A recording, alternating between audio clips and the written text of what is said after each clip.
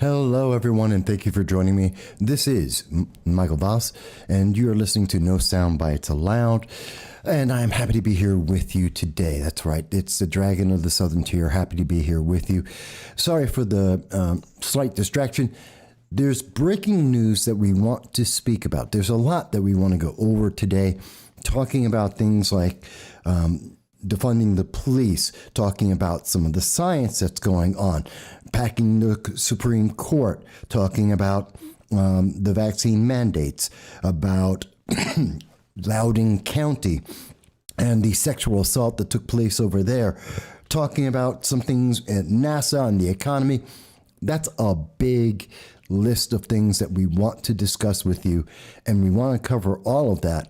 But we need to make you know that there is some breaking news that's just come out. You probably haven't heard about it yet, and I'm still give me 1 second.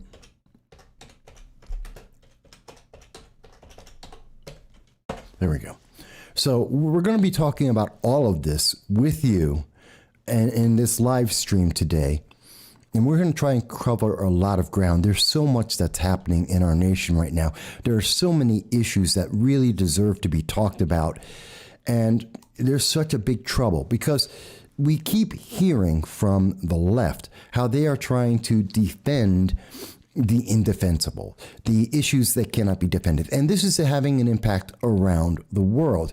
Each and every time that we see one of these progressive policies being pushed forward, being shoved down the throats of American citizens, they're also impacting the rest of the world. They're having an impact on our nation. They're dividing us, and they are making things worse, not better.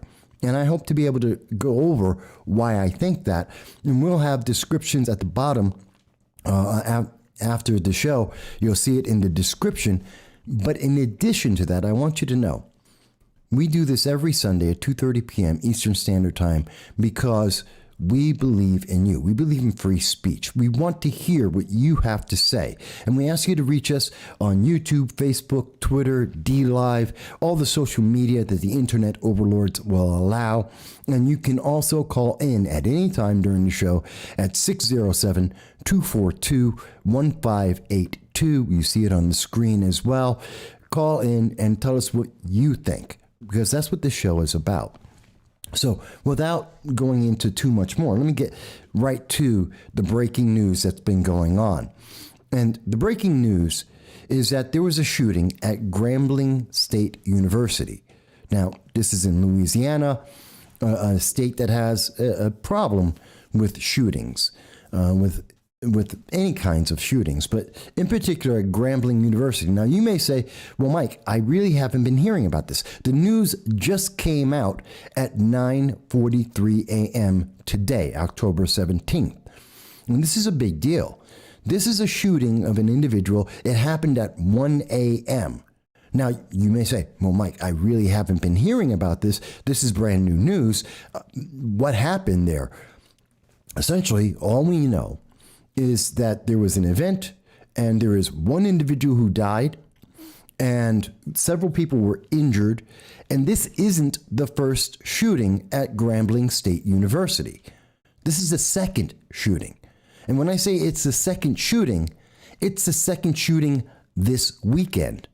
Now, that's kind of troubling because this sounds exactly like what you would hear in Chicago, in Detroit, in Baltimore, in LA, in New York City. You know, all of the major Democratic strongholds for decades that have been pushing nothing but gun control and gun restriction policy for the same policy for decades that has never worked.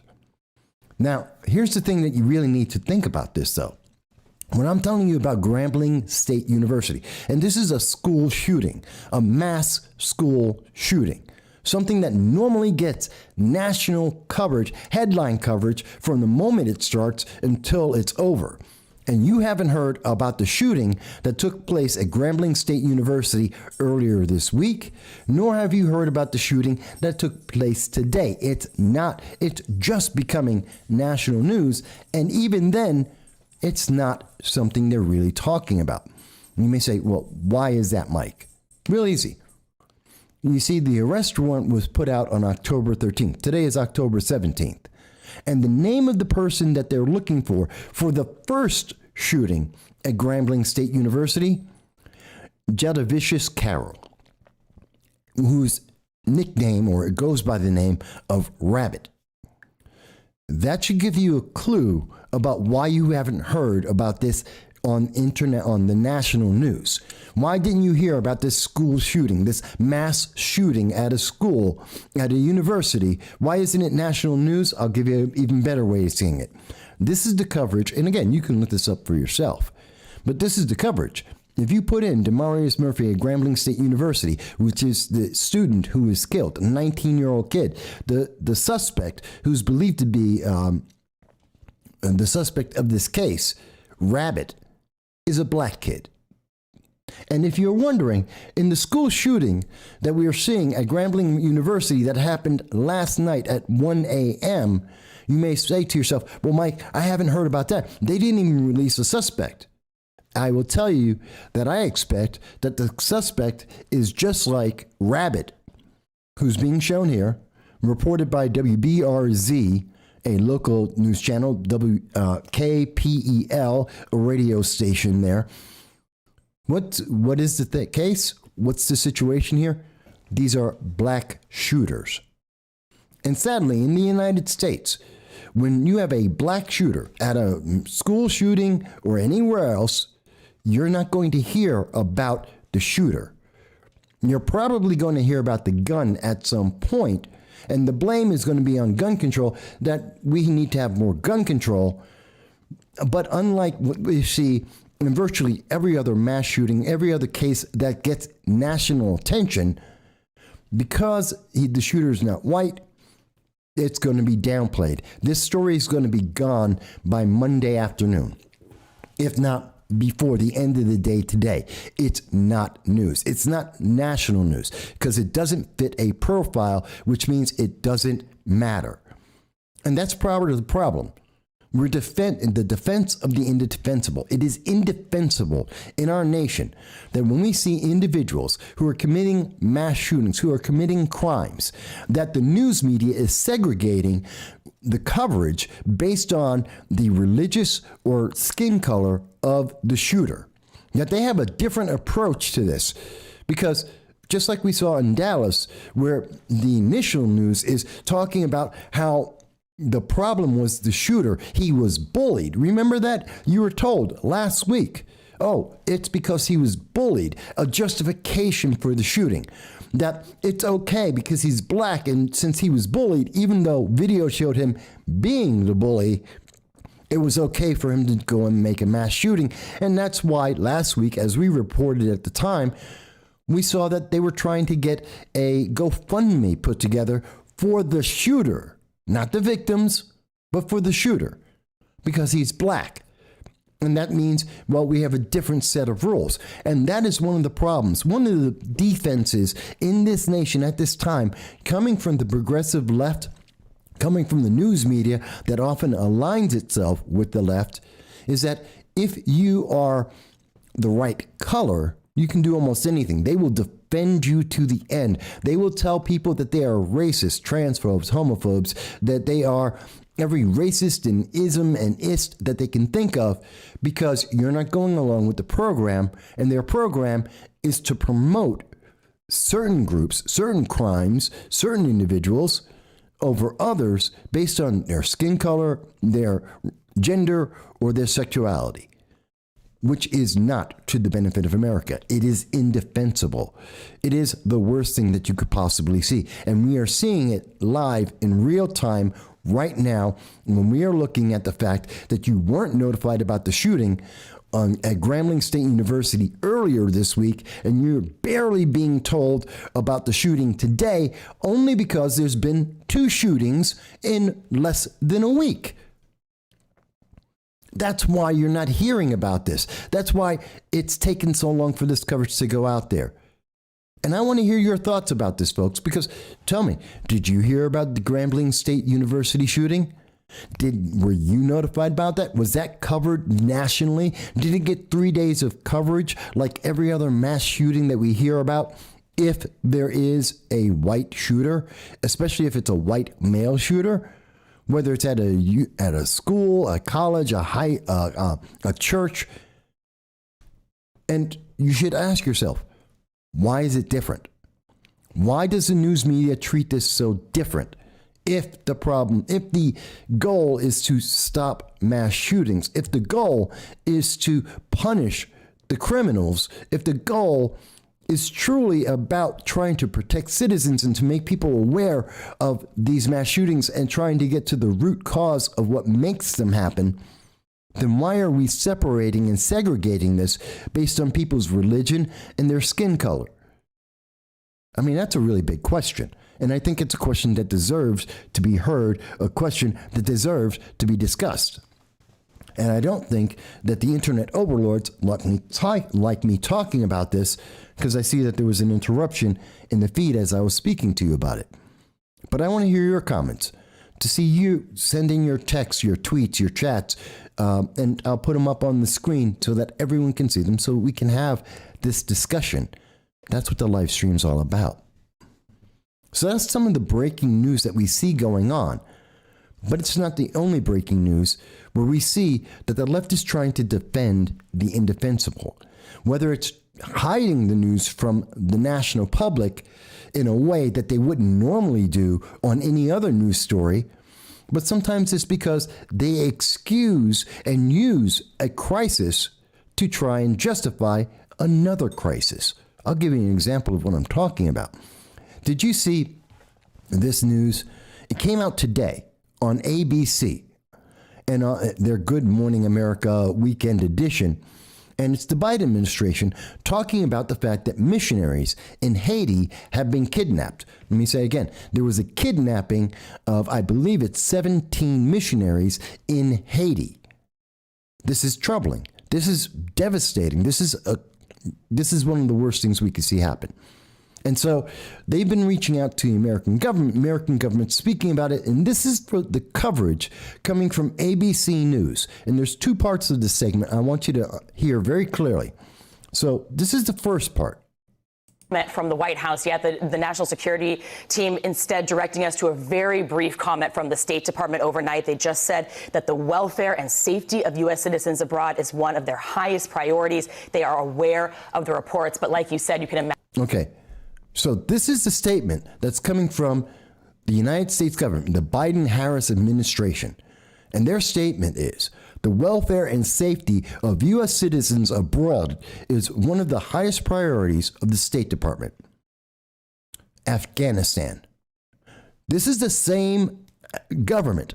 These are the same officials that abandoned hundreds, perhaps thousands of American citizens, as stated by Defense Secretary Lloyd Austin, as confirmed by General Mark Milley of the Joint Staff of the Pentagon, that we know there are hundreds, perhaps thousands of Americans stuck in Afghanistan that were discarded by the Biden-Harris administration, by the very same State Department that right now is telling us that the welfare and safety of U.S. citizens abroad is their highest priority.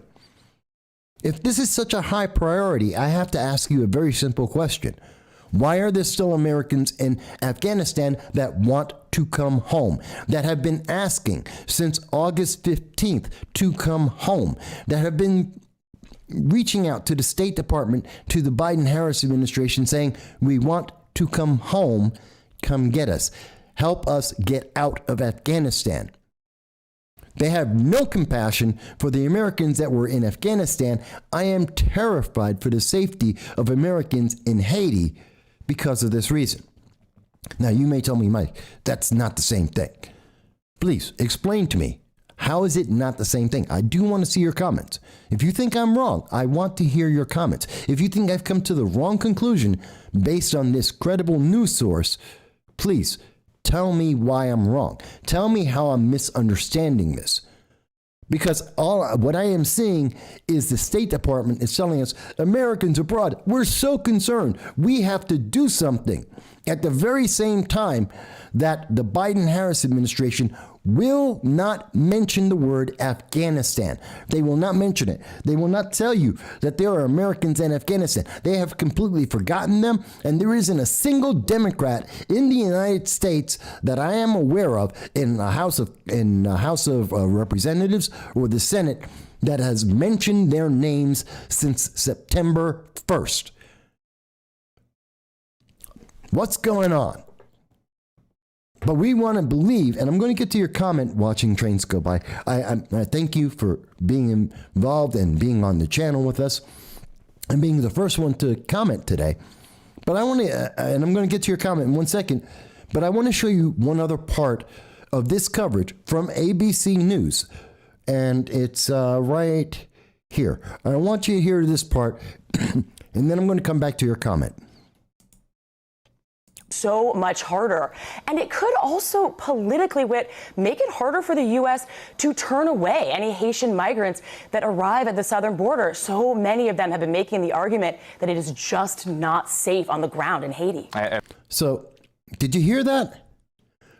So ABC News is reporting, their White House correspondent is telling you that because Americans got kidnapped in Haiti, American missionaries, volunteering, trying to help the people of Haiti, that because American missionaries were captured by some deranged individuals, and yes, anyone who kidnapped someone who is there voluntarily to help you out of the goodness of their heart, and you decide to kidnap them, yes, you are a deranged individual, in my opinion. And they're now turning this into, so that's why we have to accept 17,000 Haitians that decided to live under a bridge that came to the United States from Brazil. And the fact that we have 40,000 Haitians, it's estimated, that are in Peru, that just left Peru, that are on their way to the United States at this moment, we have to accept all of them. We have to let them all in. Because Haiti is such a horrible place, even though they've been living in South America for years in some cases, we have to open our doors. We have to let them come into America, go throughout our country without any safety checks, with any background checks, just open up the border even more than it is, let them come in and let them go anywhere they want. Because Haiti is so dangerous that we have to let them, that they have to come to the United States, not any other country. Not any country that's closer. No, it has to be specifically the United States. And when those illegal immigrants come to our southern border, we have to let them through the door. Does that sound like they're trying to take care of the missionaries? Or does it sound like they're trying to promote a path to citizenship and an open door policy to illegal immigrants in our nation? Which one does it sound like to you? I'm asking everyone. And let me go over the comments now. Watching trains go by. Well, Biden-Harris might not be doing anything about it, but at least it sounds like they're losing sleep over it. It's just their highest priority, after all. It must be tearing them apart. And good morning. And again, good morning to you watching trains go by. I don't know that they are losing sleep over this. Just like they're not losing sleep over the Americans that have been abandoned and discarded and forgotten in Afghanistan. We haven't forgotten them in this show. We haven't forgotten them. We bring this up every Sunday, and we will continue to bring it up every Sunday until those Americans are home safe, because they want to come home. Unlike the Biden administration's catch-all safety net phrase, well, they wanted to stay in Afghanistan. No, they didn't. You just left them there. And now we have missionaries in Afghanistan, and the White House, according to the White House correspondent from ABC News, seems to be indicating that the White House is more concerned about the Haitian illegal aliens that are coming to the southern border that we know of. The estimate is 40,000 of them are on their way to the American southern border, and they're trying to figure out an excuse to let them walk right into our country, more than they're willing to say, hey, here's a solution on how we're going to settle this.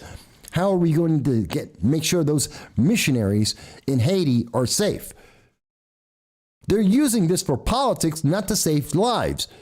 What's the State Department really doing? They could have come up and they could have said, we wanted the ABC News, the White House correspondent, to be covering how we're trying all our efforts to try and get these Americans home and safe. No.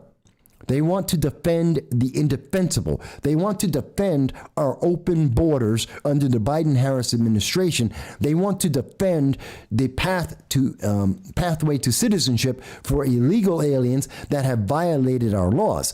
That's their promise. That's what they're looking at. They're looking at defending the indefensible in that case. They are not looking at their first and highest priority, which is to protect American citizens, just as they didn't care about the ones in Afghanistan.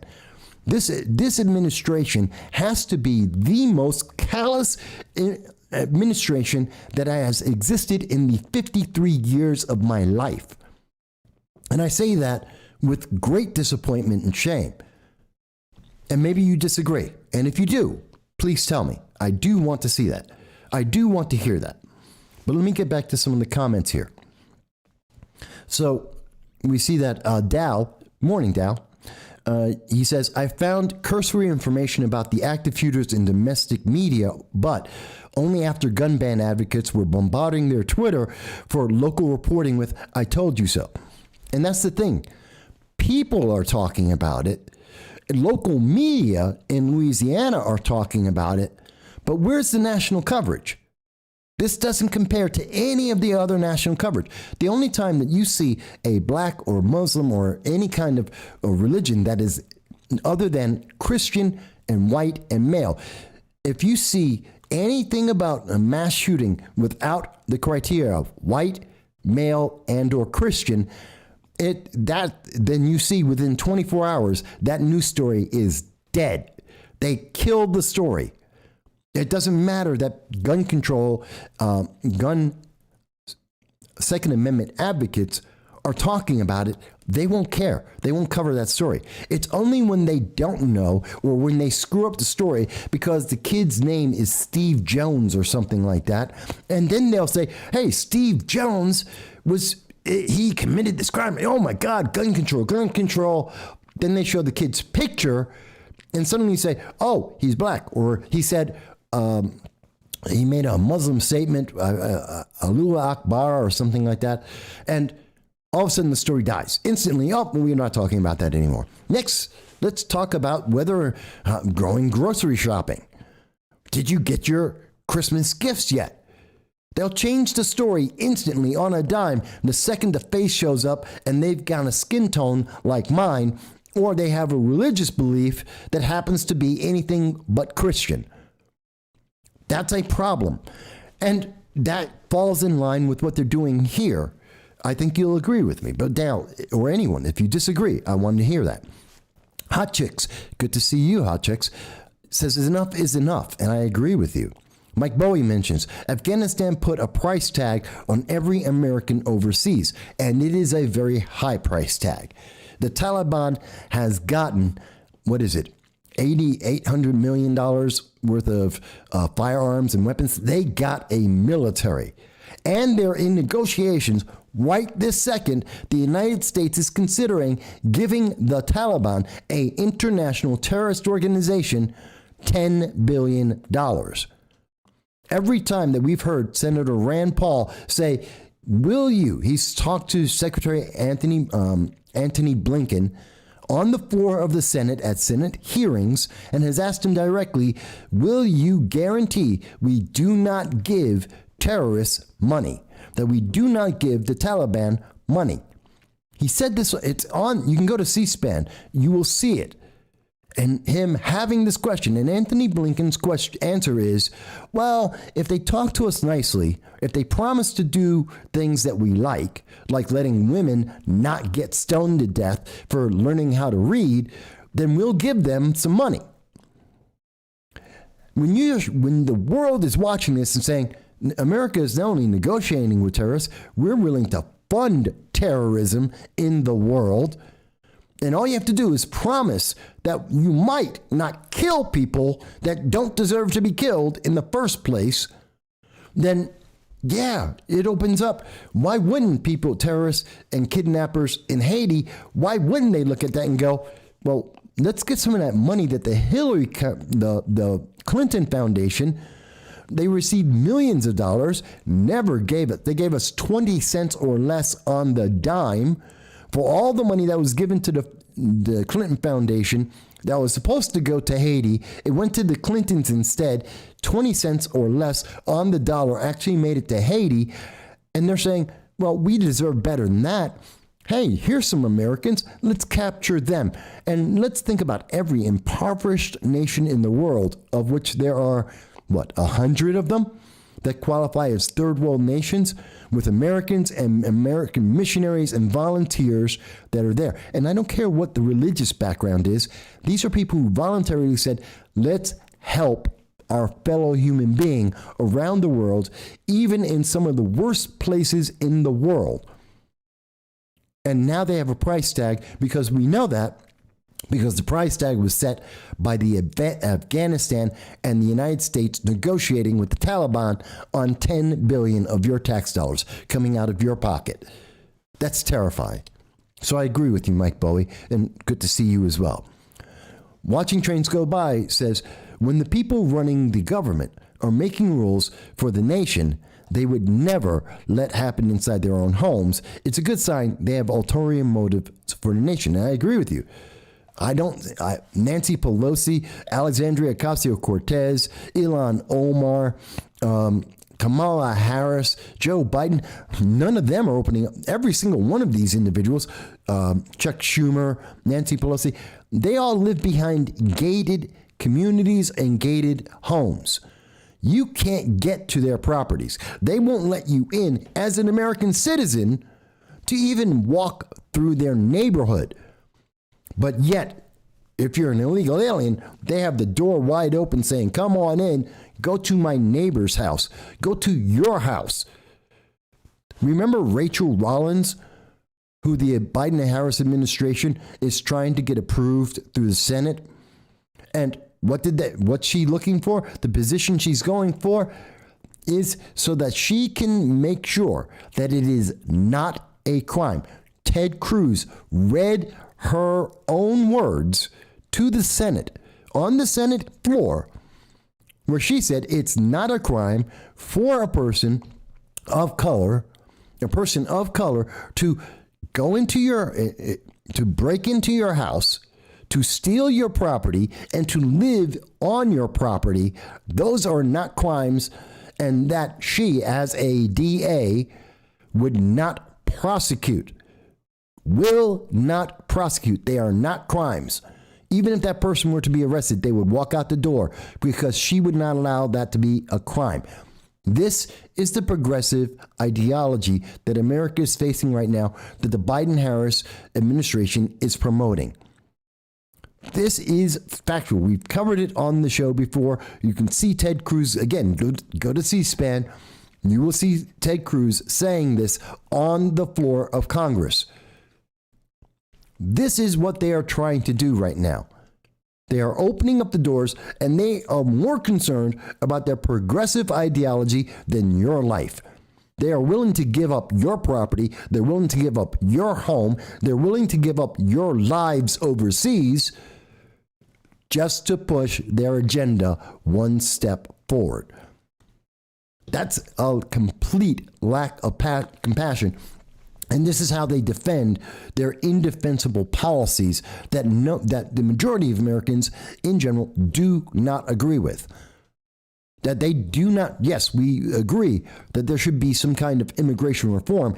That doesn't mean open the doors and open up your homes and let these people just run right on through. That's not what we're saying. That's not what the American people believe in. When they say they want reform, they want better numbers, better balance, other peoples, a mix of peoples from around the world, not you showed up at our southern border, welcome on in. By the way, taxpayers are going to pay for you to get relocated, to be resettled, to be able to get health care. Oh my God. The internet hates me right now. I just glanced over, and it seems that this subject is really not well liked by the bots over at Twitter, at YouTube, and Facebook. They do not like what I'm saying. They are giving problems to this because I am telling you the truth. I am giving you the facts as they exist, and I'm saying make up your own mind. By the way, if you like what I am doing right now, if you enjoy having a conversation, being able to speak live and to let your thoughts, whether you agree or disagree, if you like the information that you are seeing that you may not have seen anywhere else, please do consider subscribing to the channel. So, Hot Chicks mentions it's the Antichrist administration. Yeah, they have some serious problems here. It is so insane to see this. And these are just the breaking news.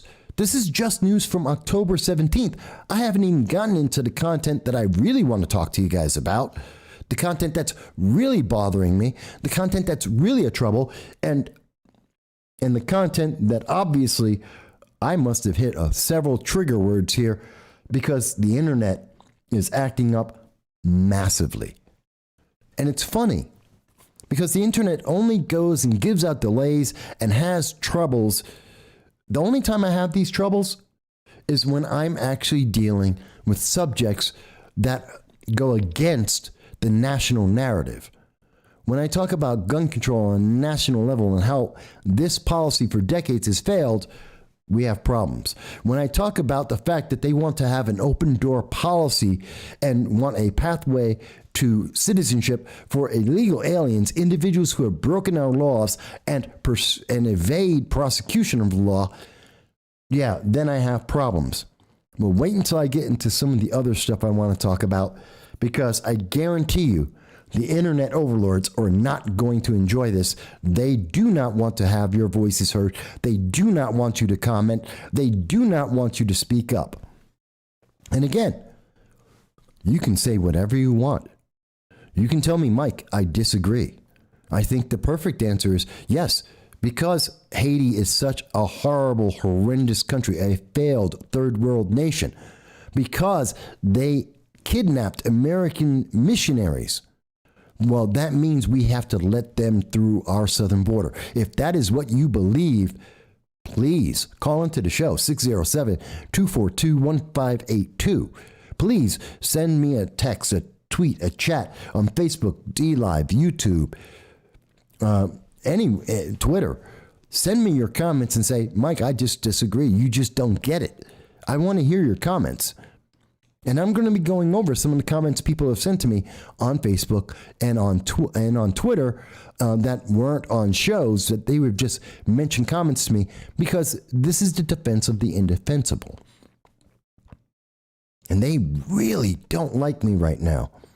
The internet really, really doesn't like this conversation. The internet overlords, I should say. Not you, the internet overlords. They do not want people to have this discussion. And I don't know why. I imagine if what the internet overlords, what the major news media, if the Biden-Harris administration, if they were secure in what they are saying, if they truly believed the principles that they are putting out there, if they truly believed that the American people would agree with them, then they wouldn't try and suppress your voices. Look at the algorithms that we have seen for years. 2018, Twitter in front of the Senate, in front of Congress, admitting that there are algorithms that shadow ban and even that they shadow ban members of Congress and individuals who lean conservative. They admitted that. We have seen Facebook and YouTube delete millions of users because they said something that didn't go along with the information blockade that they have put out there. They have been labeled misinformation for quoting. Literally, we have seen how many people that have been deleted for quoting the news. In fact, we ourselves had a two videos removed and given a 7-day suspension by YouTube for quoting news media, the major credible news media on this program, talking about events in Arizona and talking about news from Honolulu, and in quoting the news, we were banned. It's so bad that you cannot quote information from the CDC without being unpersoned. That doesn't tell me that they're confident in what they believe. That tells me that they're afraid you're going to think about what they're saying, and they're afraid of what conclusion you may make. Watching Trains Go By says, I can't understand the disconnect of the leftists. And I would say it's the progressives, which are even further to the left than the leftists. But she goes, they go on to say, they don't like it when we point out the terrible environment of these nations, crime and poverty, yet use that as an excuse for open borders. It's because they're promoting an agenda. They don't care. The progressives don't care that Haiti is a horrible place because Haiti has a horrible government. They don't care that the people are living horrible lives. They're not trying to help the people of Haiti. They're trying to get open borders. Their priority is on the open borders, as you just heard, as I showed you from ABC News. Their priority is immigration and a pathway to citizenship for illegal aliens. And their priority is giving money to the Taliban, not getting American citizens home safe, as we were promised until that promise was changed, until it was abandoned by the Biden-Harris administration. And that's why you don't hear about Afghanistan. It's not in the news. There are hundreds, perhaps thousands of Americans in Afghanistan, and you have no one in the major news media talking about that story. No one is telling you any updates about what is happening to those Americans. The major news media has given up on the story because the administration, the progressive leadership, do not want to talk about it because they're worried about the 2022 midterm elections. And that story, that admission that they are callous and have no care or concern for American citizens when it comes to choose between American citizens and their policy, they will always take the progressive policy, and they do not care about you. And that is a fact borne out by what we have seen as it has been reported internationally. Because you can't get the story from the U.S. news media. That's just a fact. The U.S. news media doesn't want to talk about these things. The international news media will, but the U.S., they won't talk about it because they have elections and they want to maintain their power. This is about power. And that's why they defend the indefensible. I'll give you another example of what I'm talking about here. Did you hear that Dr. Fauci has now reversed his position? I know. How could he ever reverse his position in just a week's time? But he reversed his position only from, and this is only covered by 6 sources in the news. That's it. This is not major news. That Dr. Fauci says you can have Christmas with your family if you are vaccinated. There's the key word. You have to be vaccinated. He wants you to be vaccinated. And as long as you're vaccinated, then go out and have Christmas. Go out to Halloween. It's perfectly safe. Only if you're vaccinated. And if you're not vaccinated, well, no, you have to suffer. You have to be punished. You have violated the mandate of the Biden-Harris administration. You are breaking up the power structure that the news media has been telling you for over 18 months, almost 2 years now, that you have to follow. You're being independent. You believe in freedom and choice, and that is a problem. By the way, who gave the CDC or Dr. Fauci or even the Biden-Harris administration the power to choose how you choose your religious practices, how you get to express yourself or to be around your family? I mean, let's think about that. Hang on. Now I want to get back to some comments here. Watching Trains Go By says, if I was a pilot and found out the Clintons were on the plane, I'd slowly make a beeline for Haiti and wish them well on onboarding. It'd be worth the trip to prison. I like that. That's funny. And Trains, you stepped out. No problem. I'm glad that you're here. Rewatch it later. It's perfectly fine. I understand.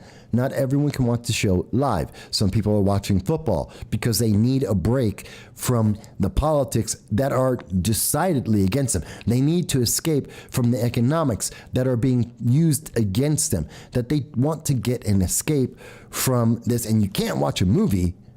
And even watching football, you still get the black national anthem because there's two national anthems in America. No, there's not. There's one. And it's not Lift Every Voice and Sing. That isn't a national anthem. That's a political statement. And we got players who want to kneel, so you can't even, in watching entertainment, at this point, you can't escape it. But that's an attempt, and I get it. And it makes sense. And that's why this show will be on. But it's incredible. Hang on one moment, folks. Hello, and thank you for calling No Soundbites Allowed. This is your host, Michael Voss, Dragon Sun here. With whom am I speaking? Hey, Mike, it's John. How are you? Hey, John. It's good to see you. What's going on? It's a beautiful day in Arizona, like always, Mike. It's beautiful out. But you know what isn't beautiful? What's that? I wanted to ask if you heard the news about Superman. You mean Superman's son, Jonathan Kent, who is now bisexual for no reason whatsoever? No. I'm talking about them removing the American way from Superman. What? What do you mean? Oh, Mike. What do you mean the American way? He stands for truth, justice, and the American way. Not anymore, Mike. They decided to change it. What, he's a communist now? Quickly do a Google search. They decided to cut the American way from Superman's motto, and now he's fighting for a better tomorrow to be more inclusive. We're the most inclusive country in the world. Literally, we are the most inclusive nation in the world. We have people, more people as a percentage of population from every part of the world than anywhere else. If you went to England right now, the percentage of people from any other part of the world is higher in America than in England. If you went to France, if you go to Germany, God help you, if you wind up in anywhere in the Middle East, go to almost any nation in Africa, the United States has more of a diversity than any nation in the world. And we live together peacefully, and they are protected. And he wants it, and he's going to stand up for diversity around the world, a better tomorrow. That's stupid. So now he works for the UN. DC has dropped the moniker Truth, Justice, and the American Way. He is no longer fighting for the American way. So, in other words, this is their way of saying what progressives say often, that America's a bad place and it isn't worth saving. That's what progressives say. Yeah, I don't know what they're thinking. I don't know. You didn't hear about this? This is all over now? No, I hadn't heard about that because it's entertainment. But it isn't entertainment because it's politics. Politics, like I said, in football, it's in our comic books as well. No, exactly. I know. And look, it's getting to the point where even far left liberals are saying enough is enough. Look at Bill Maher, right? Bill Maher came out with a very powerful statement about all this and said it doesn't, we can't have two national anthems. We can't. That's not the point of a national anthem anymore. Well, Bill Maher has finally woken up to the fact that everything he is promoting is poison, that it has poisoned America. He wanted to see a recession. He wanted to hurt former President Trump and to hurt the people who follow Trump. And here we are. We have the recession that Bill Maher in 2019 was promising, begging for. And here it is. And everyone is being decimated, and he's seeing the pain of that. He begged and pleaded, told people that you should forgive. Just ignore the sexual abuse allegations against Joe Biden by Tara Reid, and that you have to vote for Joe Biden anyway because Orange Man bad. because Joe Biden's going to be the best person in charge. And here we are. Joe Biden has left hundreds, if not thousands, of Americans in Afghanistan. He is more concerned about the open borders for Haitian illegal immigrants in our southern border than he is about the Americans who were kidnapped in Haiti. He is more concerned about funding the gas pipeline, the oil pipeline out of Russia into Europe than he is about the one from Canada into the United States. And he fired 11,000 American citizens all at once. He doesn't care. He's willing to destroy our country, and he's willing to do so for progressive ideology.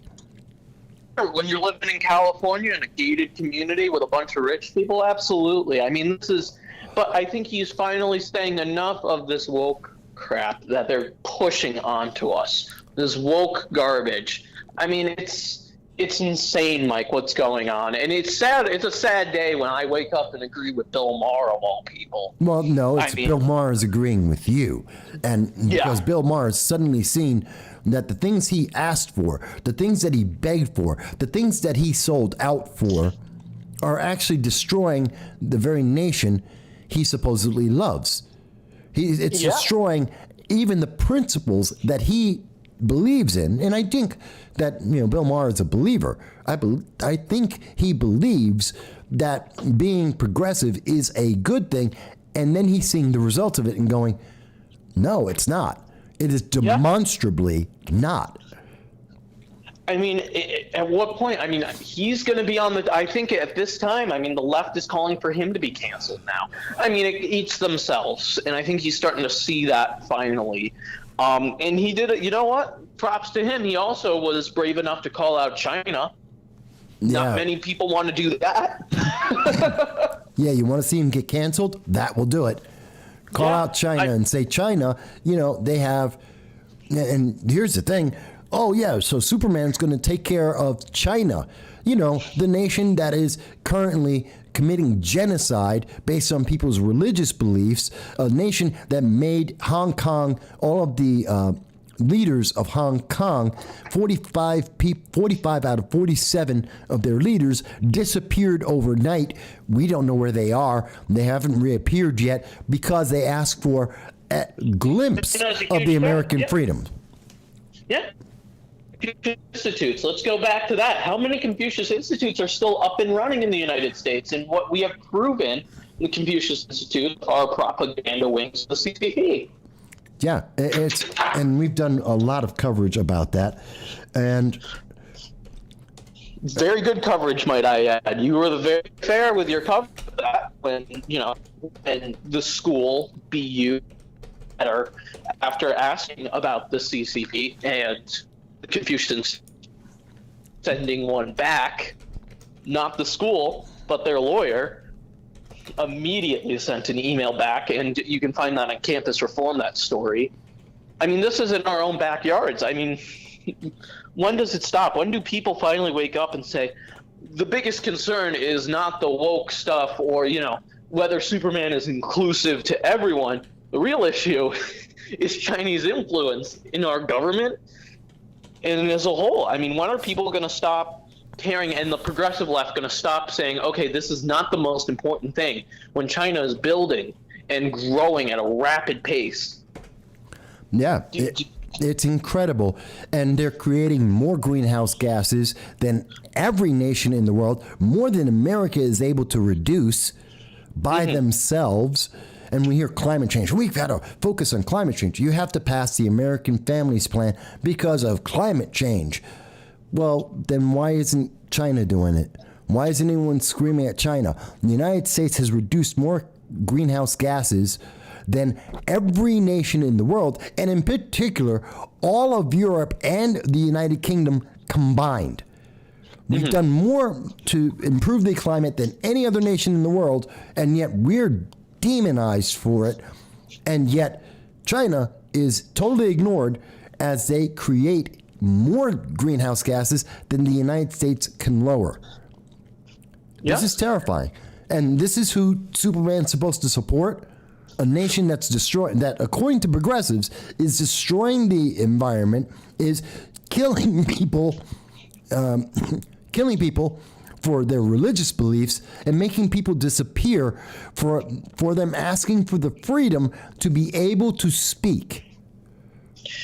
And it's crazy, Mike. Do you think in China, they worry about being woke enough? Do you think, I mean, this is exclusively, it feels like, a Western problem. I mean, they're not focused on, are we being PC enough? They're focused on, can I build up my military faster? Well, that's the whole thing. I mean, they don't care because they are in our military practices. Yeah. Yeah, they're in a conquest mode. How can we advance? Yeah, how can we advance sooner? They're in conquest mode. They want manlier men by their own advertising, by their own comments.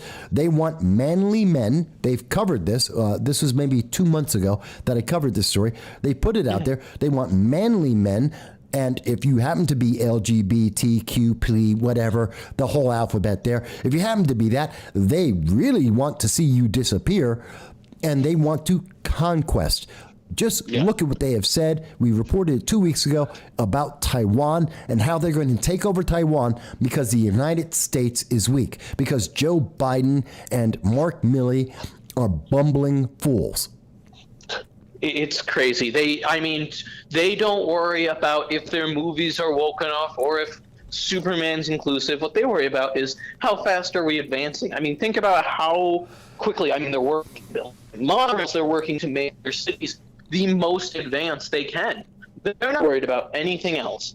Going back to Bill Maher, he covers this in a special of his. Maybe a Bill Maher fan by a stretch of the imagination, but he covers this so well, and I think this was a point he brought up a couple weeks ago, to a couple months ago maybe. China doesn't worry about this. Why? Because they're working to beat the United States. I mean, it seems like our priorities are in the wrong place right now. Would you agree? Oh, I think they are absolutely in the wrong place. Well, they're in the wrong place if you happen to not be a progressive. If you're not a progressive, part of the Democratic Socialists of America, like the Ithaca chapter, which are incredibly violent and believe that they can use violence against you for just speaking. If you're talking about people like Alexandria Ocasio-Cortez and Anna Presley or Cori Bush, then there's the thing. That's the separation. But we're not... I want to get definitely into that. But did you hear about, let me ask you, John, did you hear about the shooting in Grambling State? Either one of the two shootings in Grambling State University? I did not. I don't think I did. I mean, let's be honest, Mike. Right now, I'm focused on this infrastructure bill. That is my primary focus. But I did not hear. Is this the one where the person got released? No. There was two shootings. This one last night and one a couple of days beforehand. And the reason why you didn't hear about them, even though people died, is because, and I believe in both cases, but I can only say definitively for one of them, is that the shooter was black. And that's why you didn't hear about it. That's why that mass school shooting isn't national news right now. Let me ask you this. Did you hear, excuse me, did you hear that there are 17 missionaries that were kidnapped in Haiti, and that the White House is indicating that because missionaries were kidnapped in Haiti, we have to let Haitian illegal aliens into our nation, as reported by ABC News? I didn't hear about this either, Mike. I mean, and this is why you're the best local commentator in Loudoun County. Let's be honest here. You're the only one getting out there speaking about these stories that the media doesn't want to talk about. Well, they suppress these stories. They say, oh, but we covered it. Yes, and only 6 news sources actually caught the story, and none of them were talking about this nationally. It's not national interest because, well, it's kind of like here in my local community in Loudoun County, upstate New York, the southern tier of New York, where the news media said, oh, there are protests against the vaccine mandates. Well, we don't need to cover that. That's not important. That's not news. We're going to ignore that. We're not going to send out anyone to cover that news. And meanwhile, these very same people, they say, Well, that's not big enough news. We're not going to cover that. And instead, and I have it here. Where is it? What they're doing instead is they are covering local news. Instead, they're going to cover a story about the far left. That's what they did instead. Oh, here it is. I'm just waiting for it to come up. Not a story in Broome County. Not much happens in Broome County to cover. What they are talking, I don't know what they're talking about. Well, it's on screen right now, but what they are covering is the A21 Freedom Walk, which is a far left organization talking about human trafficking task force, which is organized, as best as I can understand, from the far left.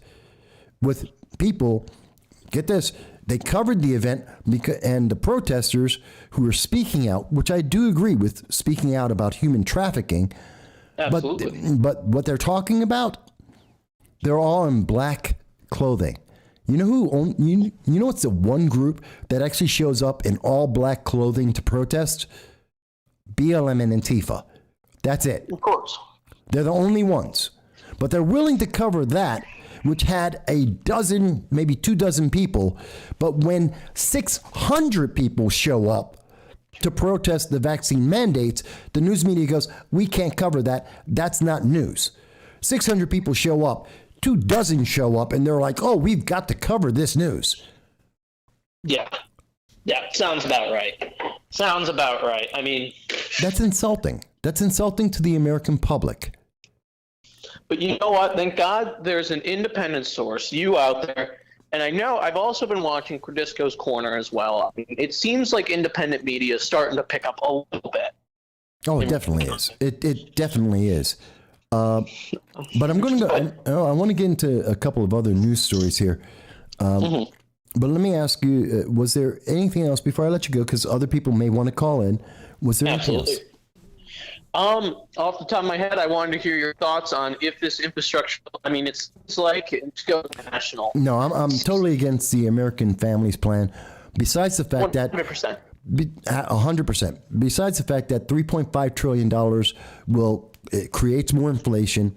It devalues your money, so your money is worthless. Your savings, for those who are living off of savings and retirement, it destroys their savings.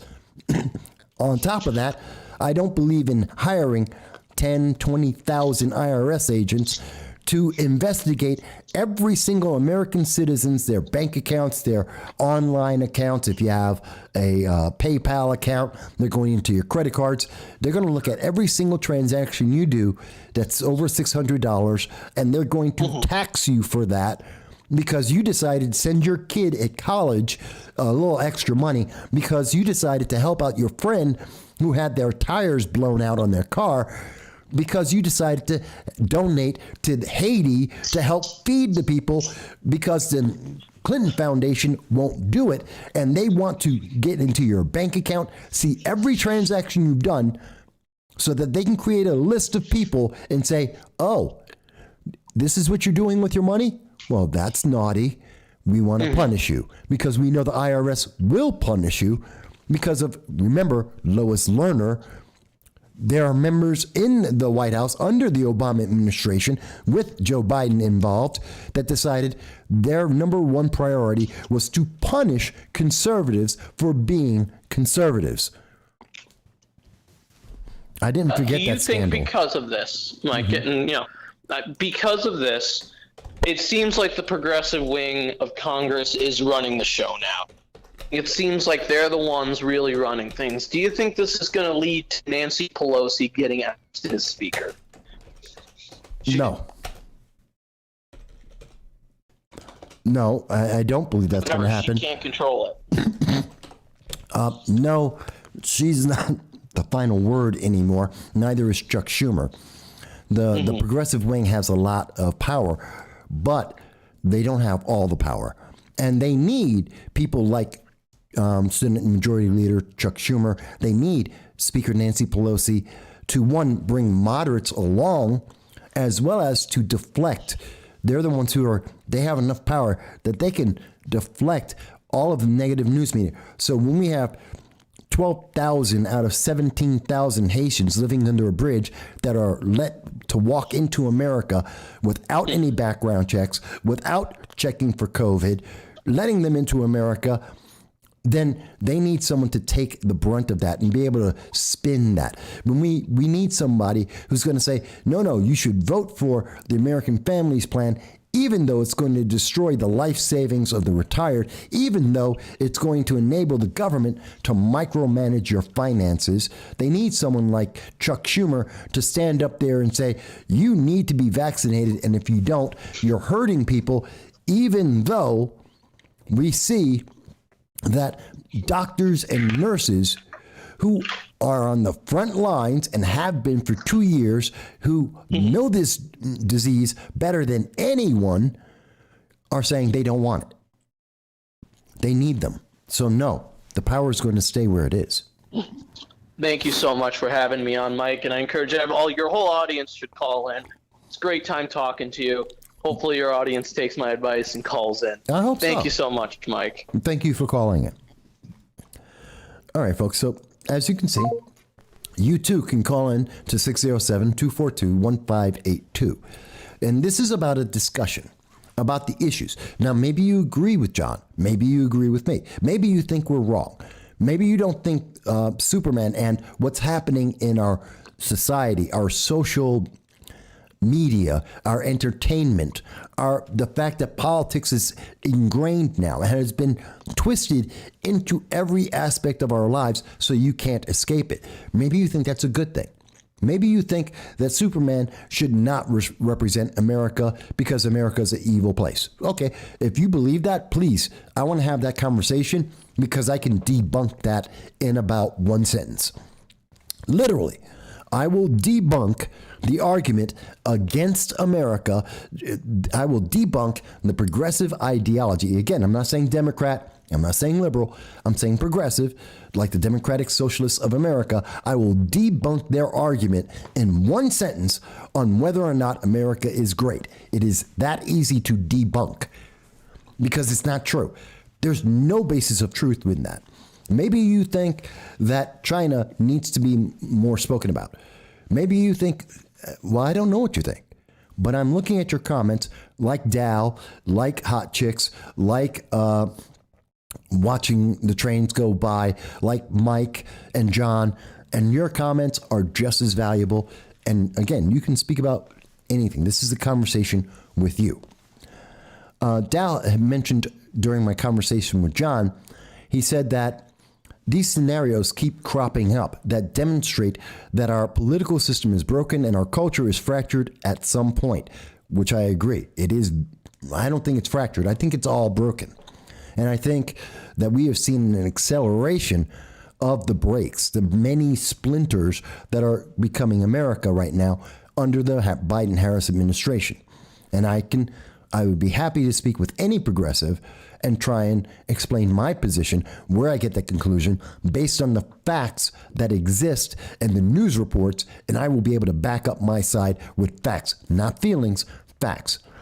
Dow goes on to say, I can understand the feeling of a man taking hold of old hickory and just show up at the people's house, rap on the podium and waggle the big stick in front of everyone's face to try and restore sanity. People tried to do that on January 6th. They were called insurrectionists for it. People who did something similar, they were waving sticks and stones in Portland, in Austin, in 22 cities, Minneapolis,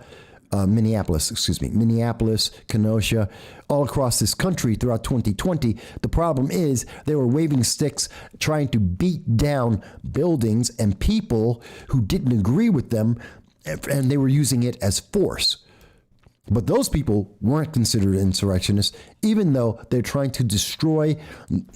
Look at every single one of the, the CHAZ, the autonomous zones. Every single one of them. There were about 18 in the United States in 2020. And every single one of them said they wanted to destroy America. They wanted to break our laws. They wanted to defund the police and get rid of all the laws in our nation. That was in the charter of every single one of those groups. And that's not considered insurrection. So, yeah, if you're not in the right political mindset for the news media, you're evil. But if you are, you're excused, just like at Grambling State University. Dow goes on to say China has only been able to expand its influence because in government and corporations like BlackRock pushing for triple investment in Chinese economy, U.S. financiering has done more to fund the Chinese Communist Party through its top-down controls of Chinese business. There is a problem with the economics there. I agree with you. The people of the United States, Dow goes on to say, the people of the United States need to demand en masse to turn off the financial pipeline to the Communist Party of China through investment in the China's economy. If the U.S. pulled its funding from China, it would go bankrupt. Mike Bowie mentions, did you see Pelosi and Pope Francis posing for the press with the Freemason handshake? That I did not. I'm not familiar with the Freemason handshake, Mike, so even if I saw it, I wouldn't know what it was. John mentions, Mike, one thing I forgot, thoughts on Harris, Kamala Harris, claims there's voter suppression. Excuse me. He means Harris Weiss in the Loudoun County clerk race, that one of the candidates, Mr. Harris Weiss, says that he wants to be a neutral, apolitical candidate. Meanwhile, he also alleged voter suppression of his opponent for doing what is standard practice in every election. So there's an incongruity there. It doesn't make sense. It's something that I didn't know of, and I didn't get to ask him when I did my interview with him. So let me move forward. And I know the internet is not happy about these things we're talking about, folks, which means we absolutely need to talk about these things. Not that you have to agree with me. I'm not a Democrat. I am not a progressive. I do not mandate that you have to agree with the views and conclusions that are expressed on this program. You are more than welcome to say you disagree and to tell us why you disagree, because we believe in free speech. That's what this channel is about. I was talking to you, and I want to come back to this for a second. I think it says a lot that we have the CDC and Dr. Fauci and the Biden administration trying to micromanage our lives, not just our health care, which violates the Hippocratic Oath, but also in terms of our religion and our experiences, that they're willing to say, they're now putting it out there as if they have control of whether or not you celebrate holidays or spend time with your family. That they're saying, no, you misunderstood. When we said it was too soon to decide whether or not you will be allowed to have Thanksgiving and Christmas with your family, you misunderstood. We didn't mean that. What we meant is, if you're vaccinated, you can do it. But if you're not vaccinated, well, then you really shouldn't, and we don't like it. I don't care. Either way, it's the government trying to say that it has power over whether or not you are spending time with other people that you value, that you don't have freedom of choice. And that is a problem. But let me come back to the comments because we do have someone who disagrees. Let me get to that. Let me not say that because I just saw one statement and I'm not sure. But Ann says, hi, Mike, watching your show like I do every week. I'm at a loss for words right now with things getting worse and worse in our country in so many ways. Your show is great as always. Thank you, Ann. I truly, truly appreciate that, and I am humbled. I thank you. Tyrone Jackson has commented that sheeple beware. Paper and cloth are a breeding ground for microbes. Each time that you touch your mask, you are hand-delivering fungi, bacteria, and viruses to a porous, moist breeding ground. This is true. And we have heard back in March and April of 2020 that a certain Dr. Fauci had mentioned that if you have a mask on, not to touch your mask and then touch your face or any area that you will then touch later. because you will transmit or transfer any of the bacteria that are on the mask onto other products. So, yes, Tyrone, I do remember that. That was something that Dr. Fauci said himself. Again, I believe that was in April of 2020. It has since no longer been spoken about, although several doctors have said you can't, to effectively use a mask, you cannot touch the mask and then touch other things. You have to disinfect your hands. Otherwise, you will be transferring microbes from those masks onto other products, whether it's the pandemic or other items, it doesn't matter. So that is important, and that is a matter of health. That has been stated by the CDC and Dr. Fauci, and is a fact, which is now ignored because no one cares. Because the news media doesn't care. Because this isn't about your health. Because they're not telling you to exercise, to get sunshine, to eat properly, to make sure you're in good health. No, they want you to wear a mask. They want you to get vaccinated. And again, this is a discussion for you and your private doctor, your doctors, medical professionals that know your personal health care so that they can advise you for the best decision for you. The government doesn't get to micromanage your health. They do not get to tell you that. That is one of the freedoms of America, that you have choice. Healthcare is not a right, and it does not come from the government. It is your personal choice that you get to decide on. Other governments don't have, the people in other governments don't have that freedom. In England, you don't have that freedom. In France, Germany, Australia, Canada, you don't have that freedom. In Australia, you don't have any freedom. If you're walking down the street, you don't have a mask, you happen to be a woman and pregnant, the police, if not the military, will tackle you to the ground and drag you away. That is not a supposition. This is not hyperbolic. This isn't even an assumption. This is a fact, as has been reported by Sky News out of Australia.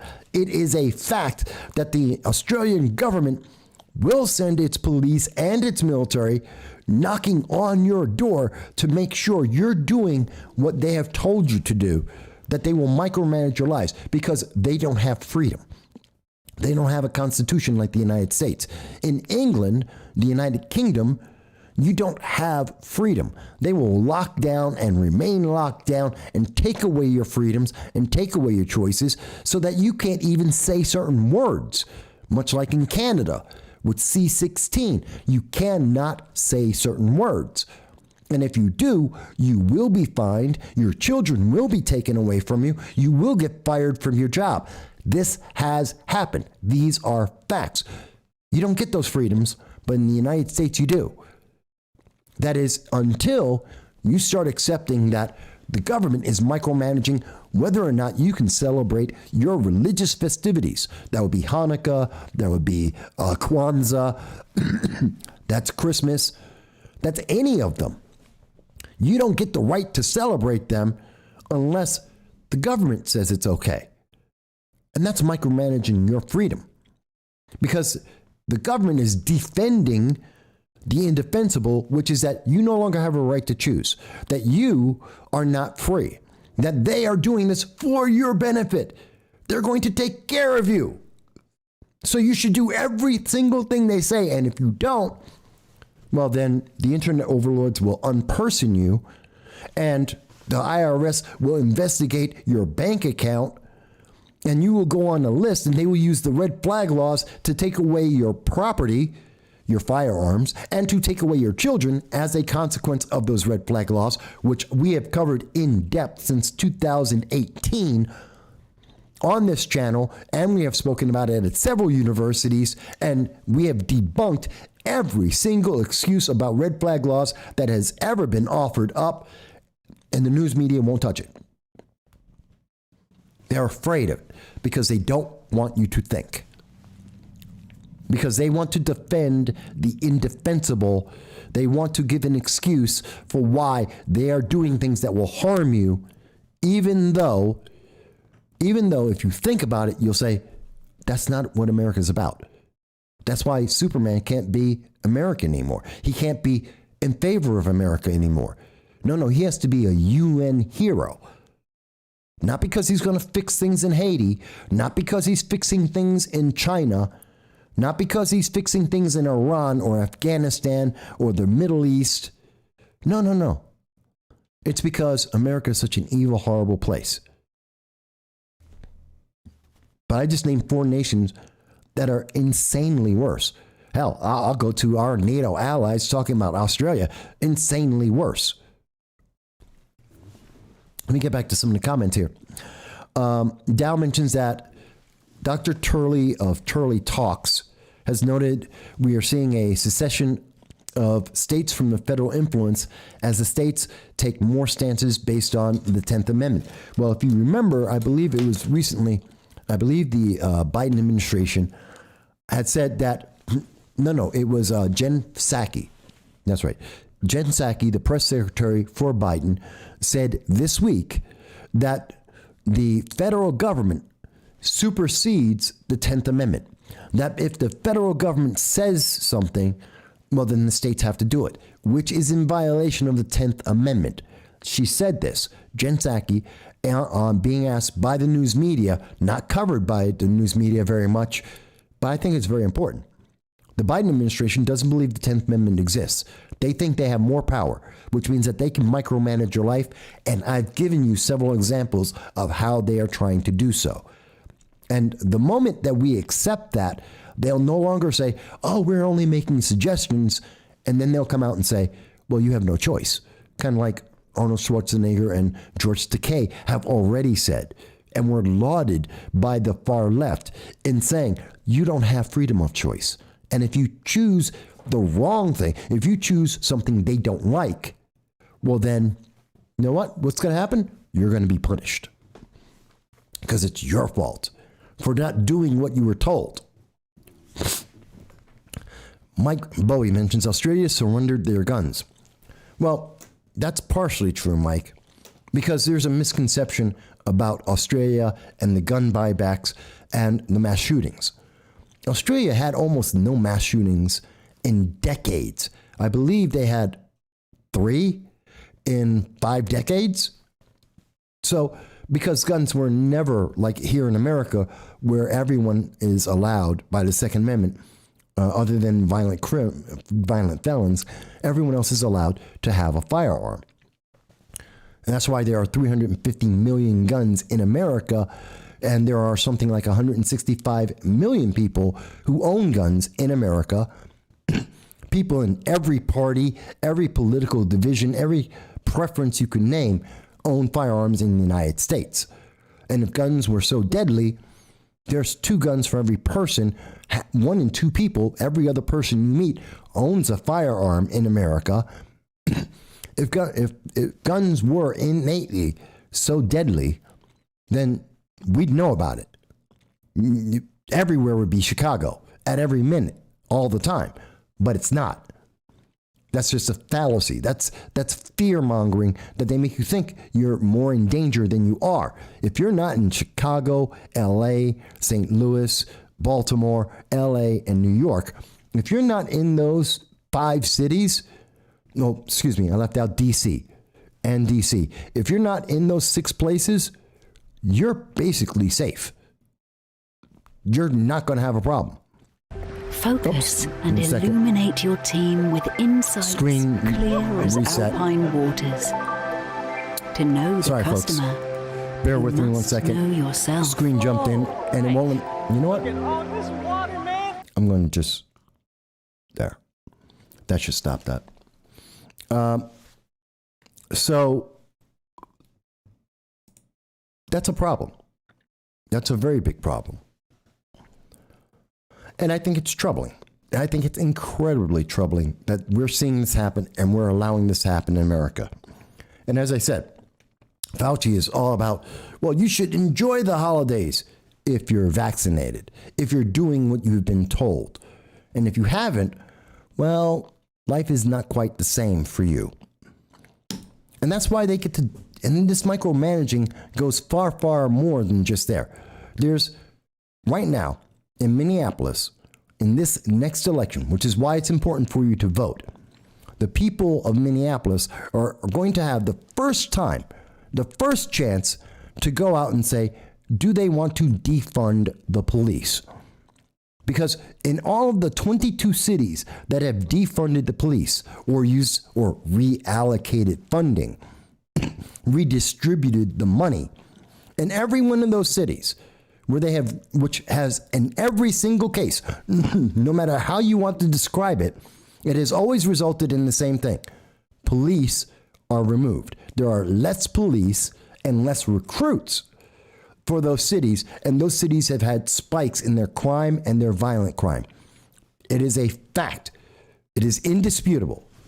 It is a direct result of this progressive experiment on our society. And for the first time, we are actually going to have the public able to decide whether or not, because in every one of those 22 cities, governors and mayors have made the decision based on politics, not the public. And in every one of those 22 cities across the nation, it's been government, and they are Democrat-held cities that have spent decades, if not half a century or more, under Democrat rule. And in every one of those cities, this experiment has failed. But now Minneapolis will finally give the people a chance to make a decision for themselves. And they're going to actually be able to vote on this, on whether or not they want to defund or reallocate funds or reimagine the police. You can use any of the wonderfully colorful terminology that the left wants to use right now to try and make it sound better than it actually is, so you don't connect the crime with the consequence. Defunding the police, getting less police officers, whether it's reallocated or imagined, however you want to call it, that this directly creates more crime. They don't want you to connect the two.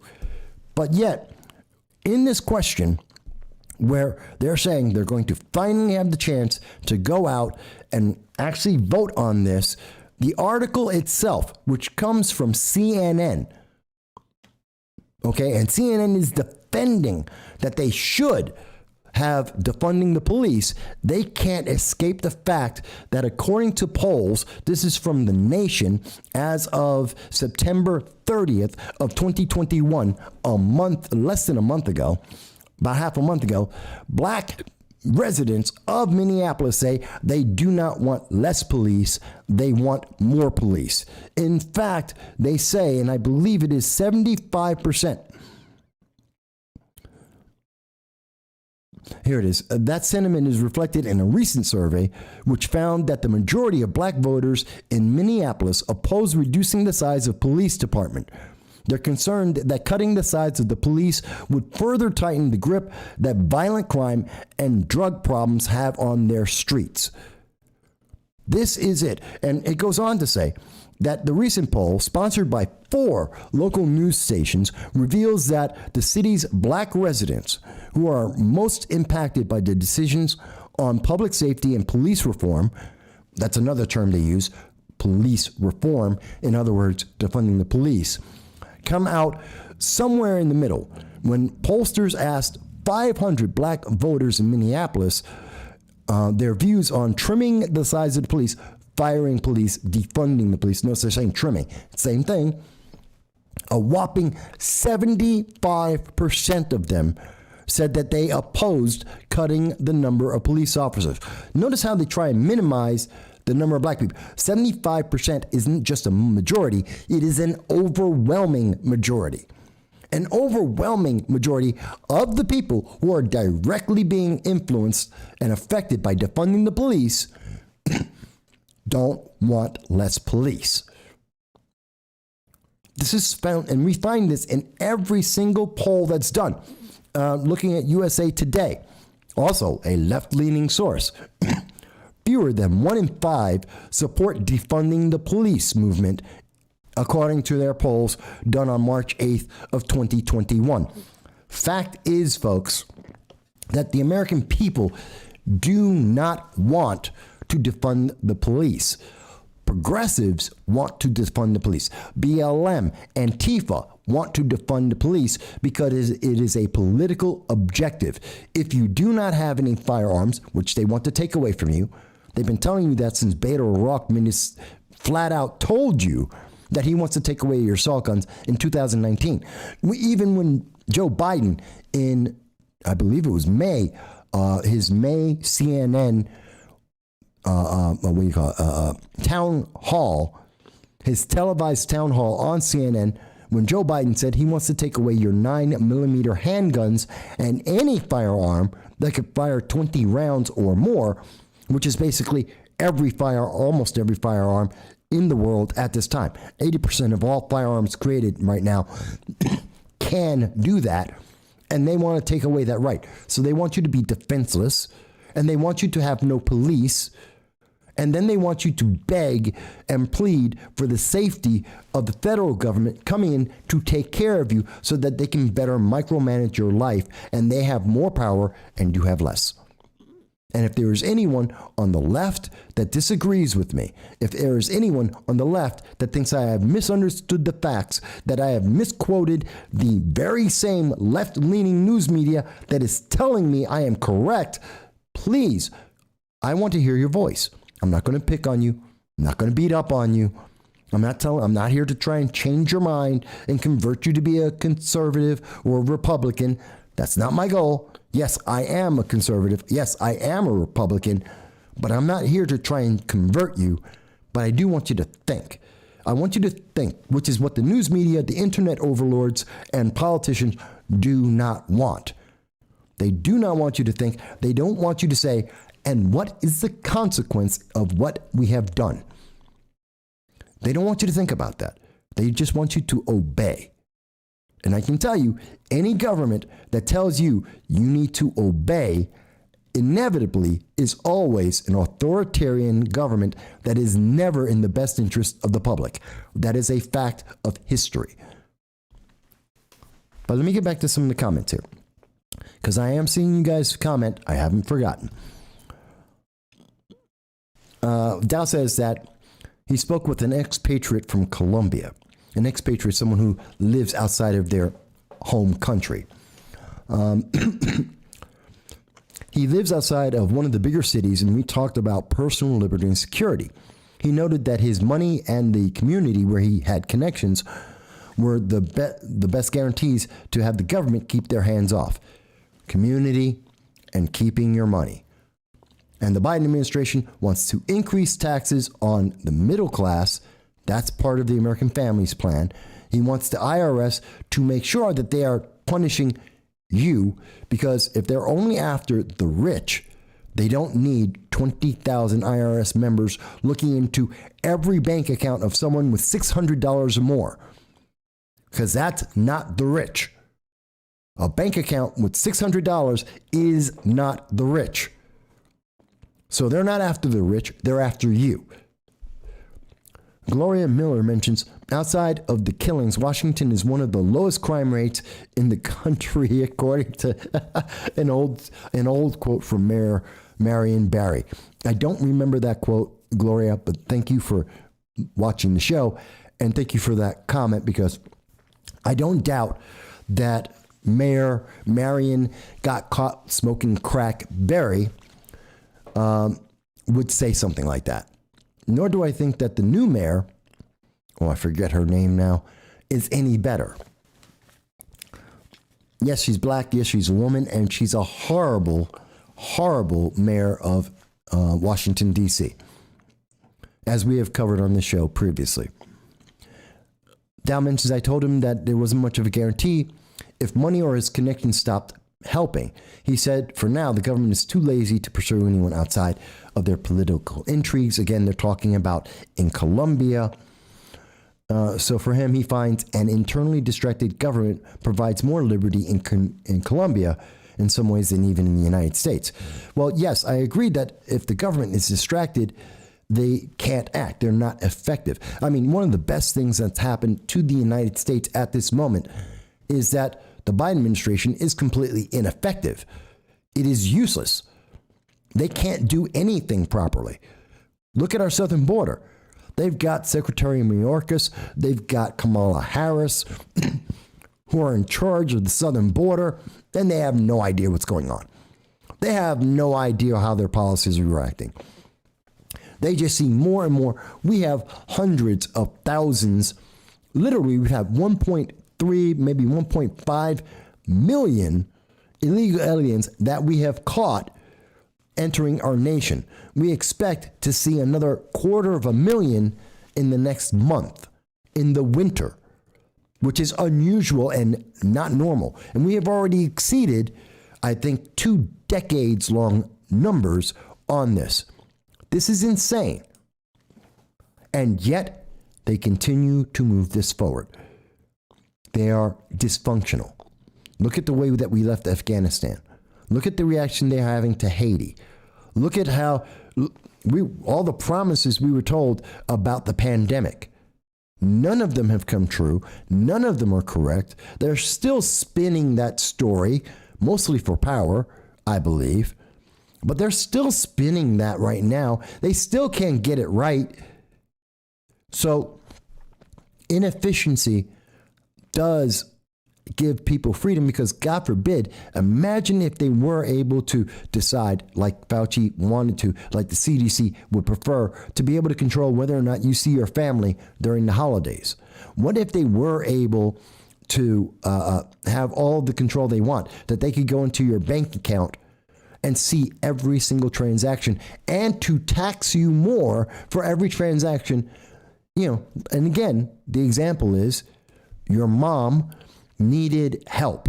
I don't know, maybe she needs a new bed. Maybe your mom needs to get a new stove. Maybe your kids are in college and they need $600 for books. Maybe your friend broke down in their car somewhere, I don't know, traveling for work or vacation, and they need to fix the car. And you have $600, or you and a couple of your friends have $600, put it together and give it to them. And they want to tax that money. Not because you're wealthy, but because it's money you didn't tell them that you got. They don't care that you had to repay that money. They don't care that you're helping your family. They want to tax you on that. You're not the rich. Remember, no new taxes on the rich. They're just going to find out where your money is so they can take it. It's not a tax. They're just going to take the money from you because, well, that $600 that you just gave to help someone, that should have been taxed. So they're going to get the taxes they should have gotten from you, the little guy.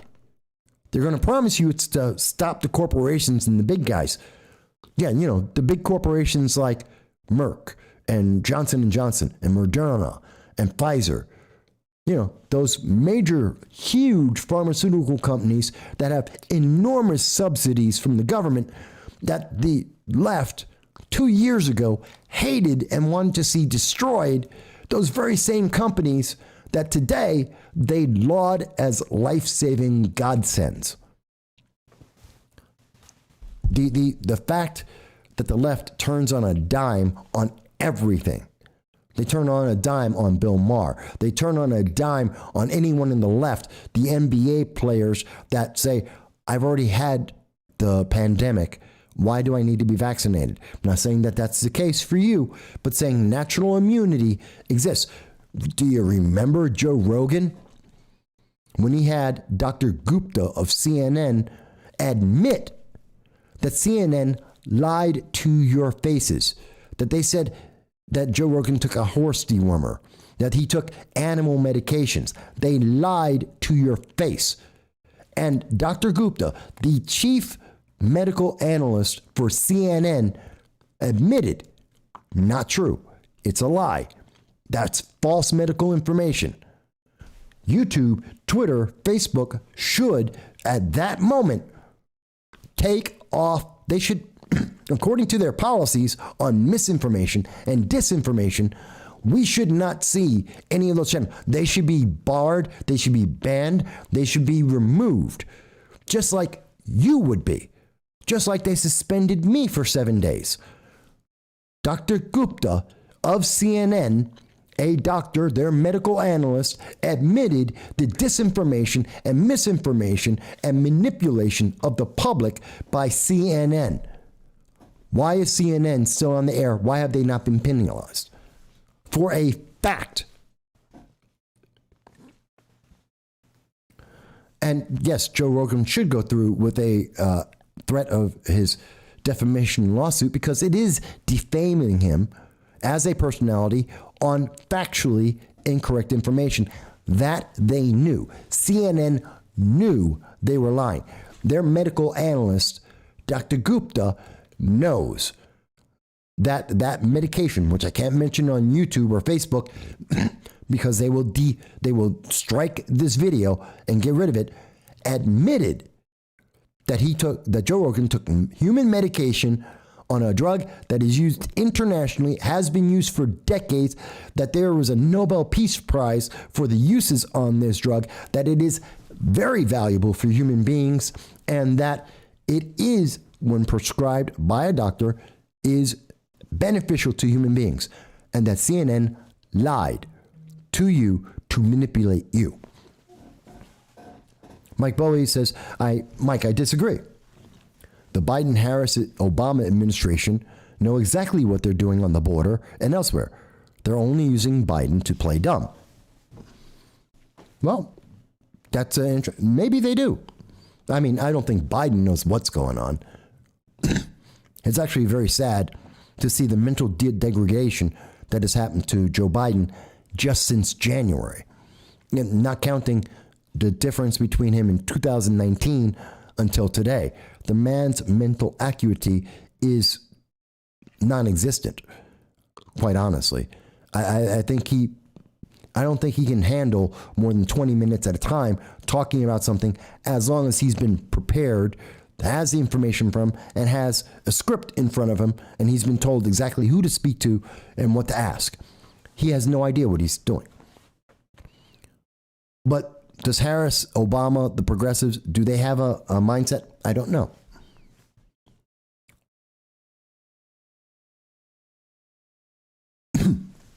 I love that. I don't even know how to pronounce that, Dal. But that is funny. Let me go to something I want to discuss for a moment. Excuse me, folks. I don't know what it is, dry air or something. I want to discuss something with you guys. And honestly, I know this is going out to Facebook, to DLive, to Twitter. As far as I can tell, only one of the channels on Facebook has completely blocked me at this moment, which is very upsetting. I think this is going out to everyone else, but I want to share something with you guys. I want you to see an aspect of my life, and I want you to see what the left is trying to do to you. This is a tweet on October 13th, 4 days ago, when we found out that Stephen Crowder, had a strike on his channel, that some of his videos were removed, and he was prevented from being able to be on YouTube for 7 days. That this is something that they have punished him for. This was on the same day that he had done. This is the day after he covered the Loudoun County sexual abuse scandal, as first reported by Daily Wire, and that we covered on this channel as well. And you can see that coverage, and I do advise you to look that up. But the short take on that is, in Loudoun County, the Loudoun County School Board was told that they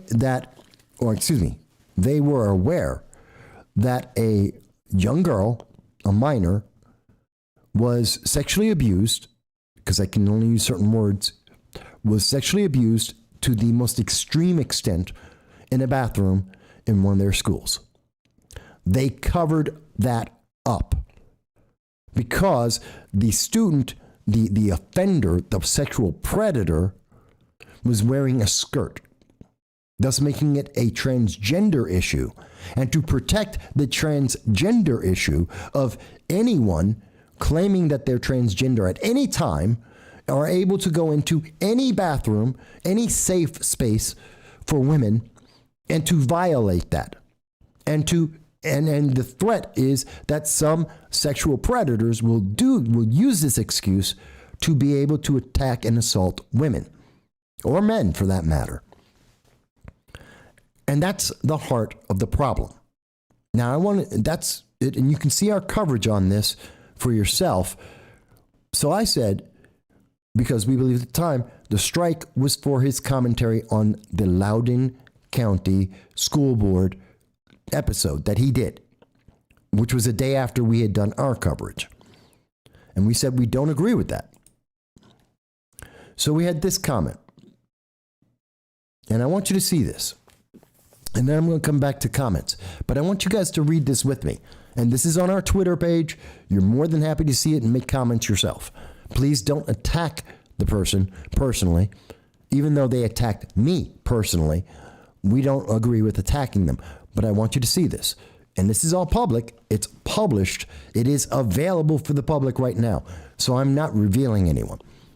Propaganda Filter says, well, and I'm quoting here, he pushed the conservative Christian fallacy that transgender kids are going to sexually abuse other kids. That's not a fallacy. It has happened several times across this country. To say it's a fallacy is to stop valuing and ignoring that this happened. And in this case, in Loudoun County,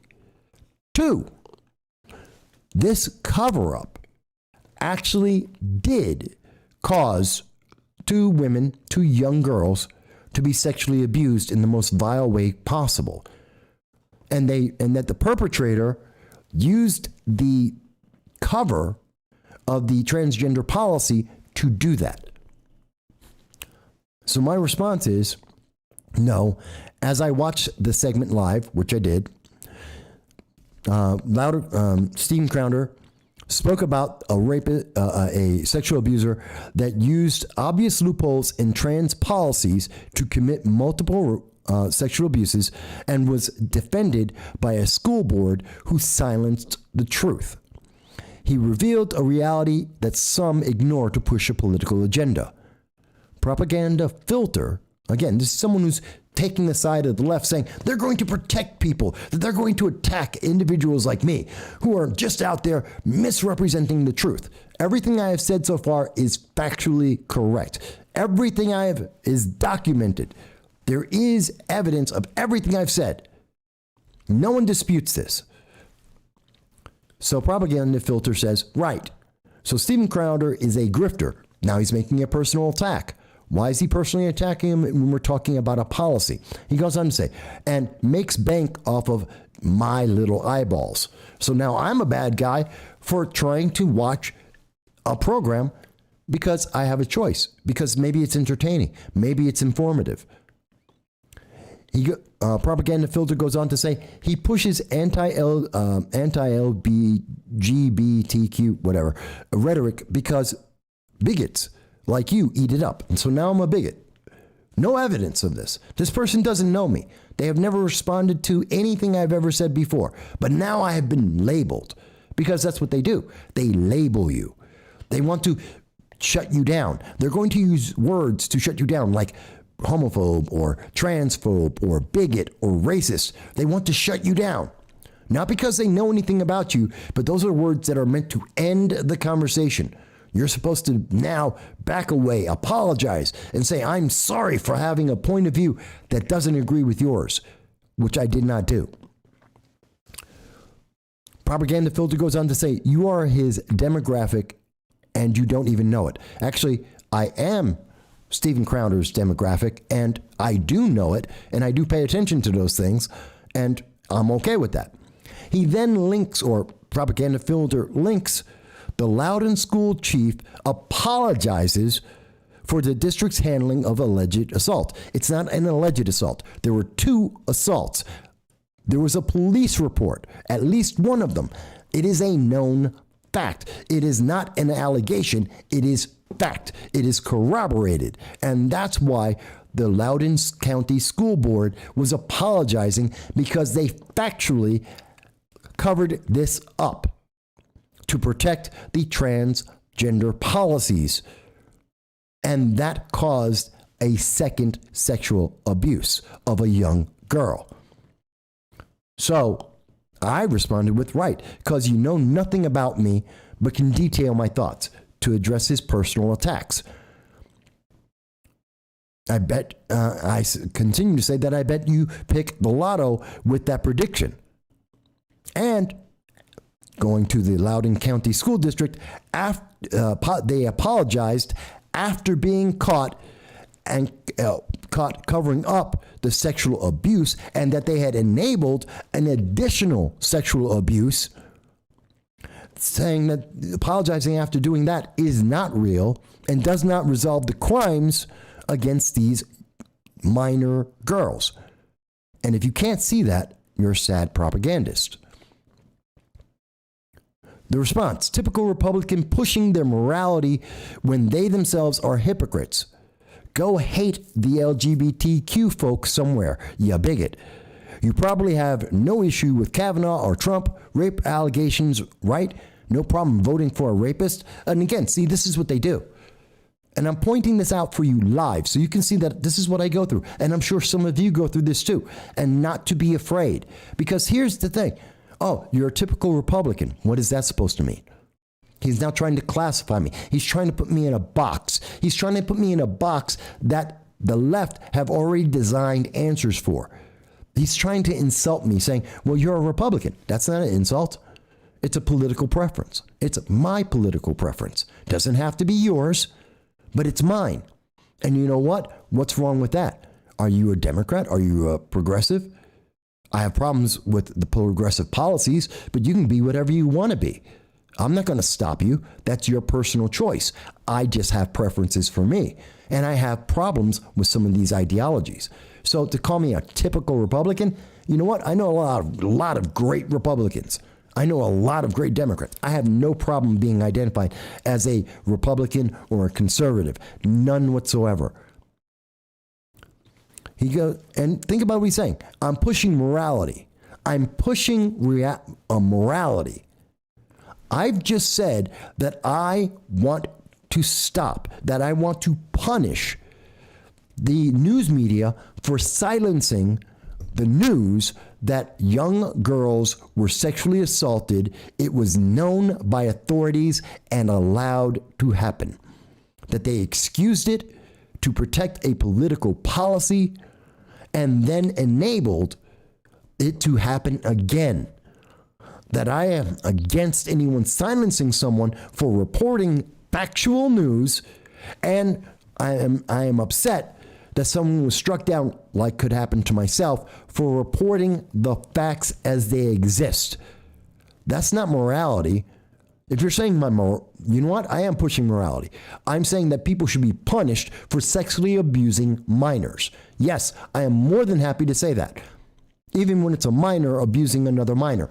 I am definitely saying, and I am pushing the morality of punishing people who would sexually abuse minors, period. Full stop. I don't care whether they're trans, they're straight, they're gay. I don't care.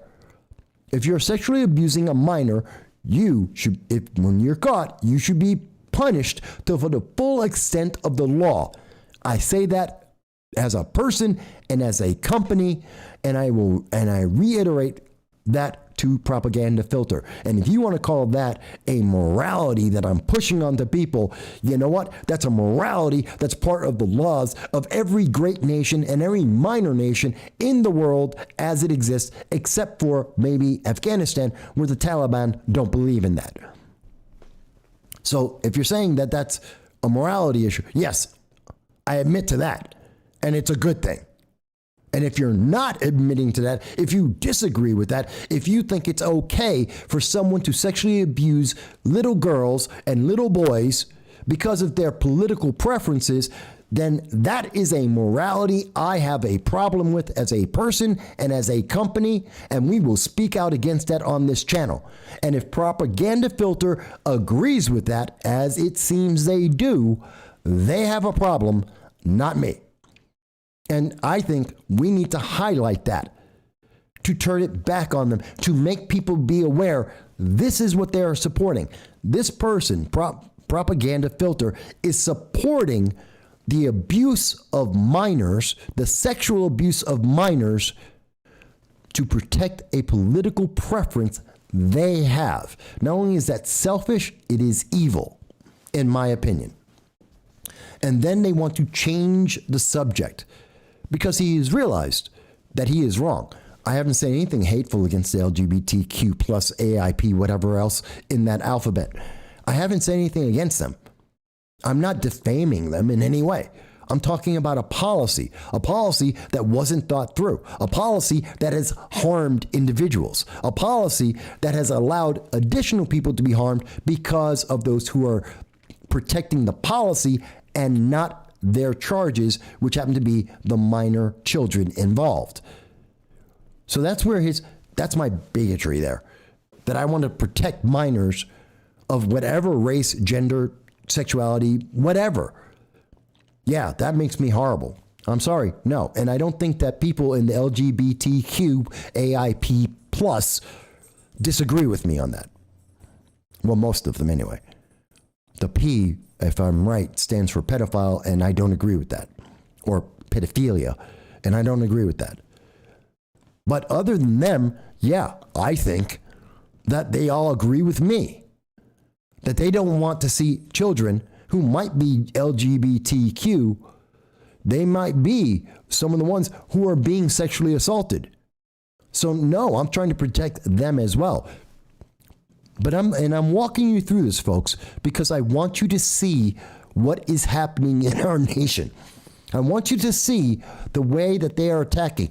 Maybe they've never attacked you. They do attack me. And I want you to see what they are putting out there. And I want you to see how flawed their logic is. This is the progressive ideology, and it is skewed. It is not beneficial. It is harming people. It isn't just that it's a bad idea.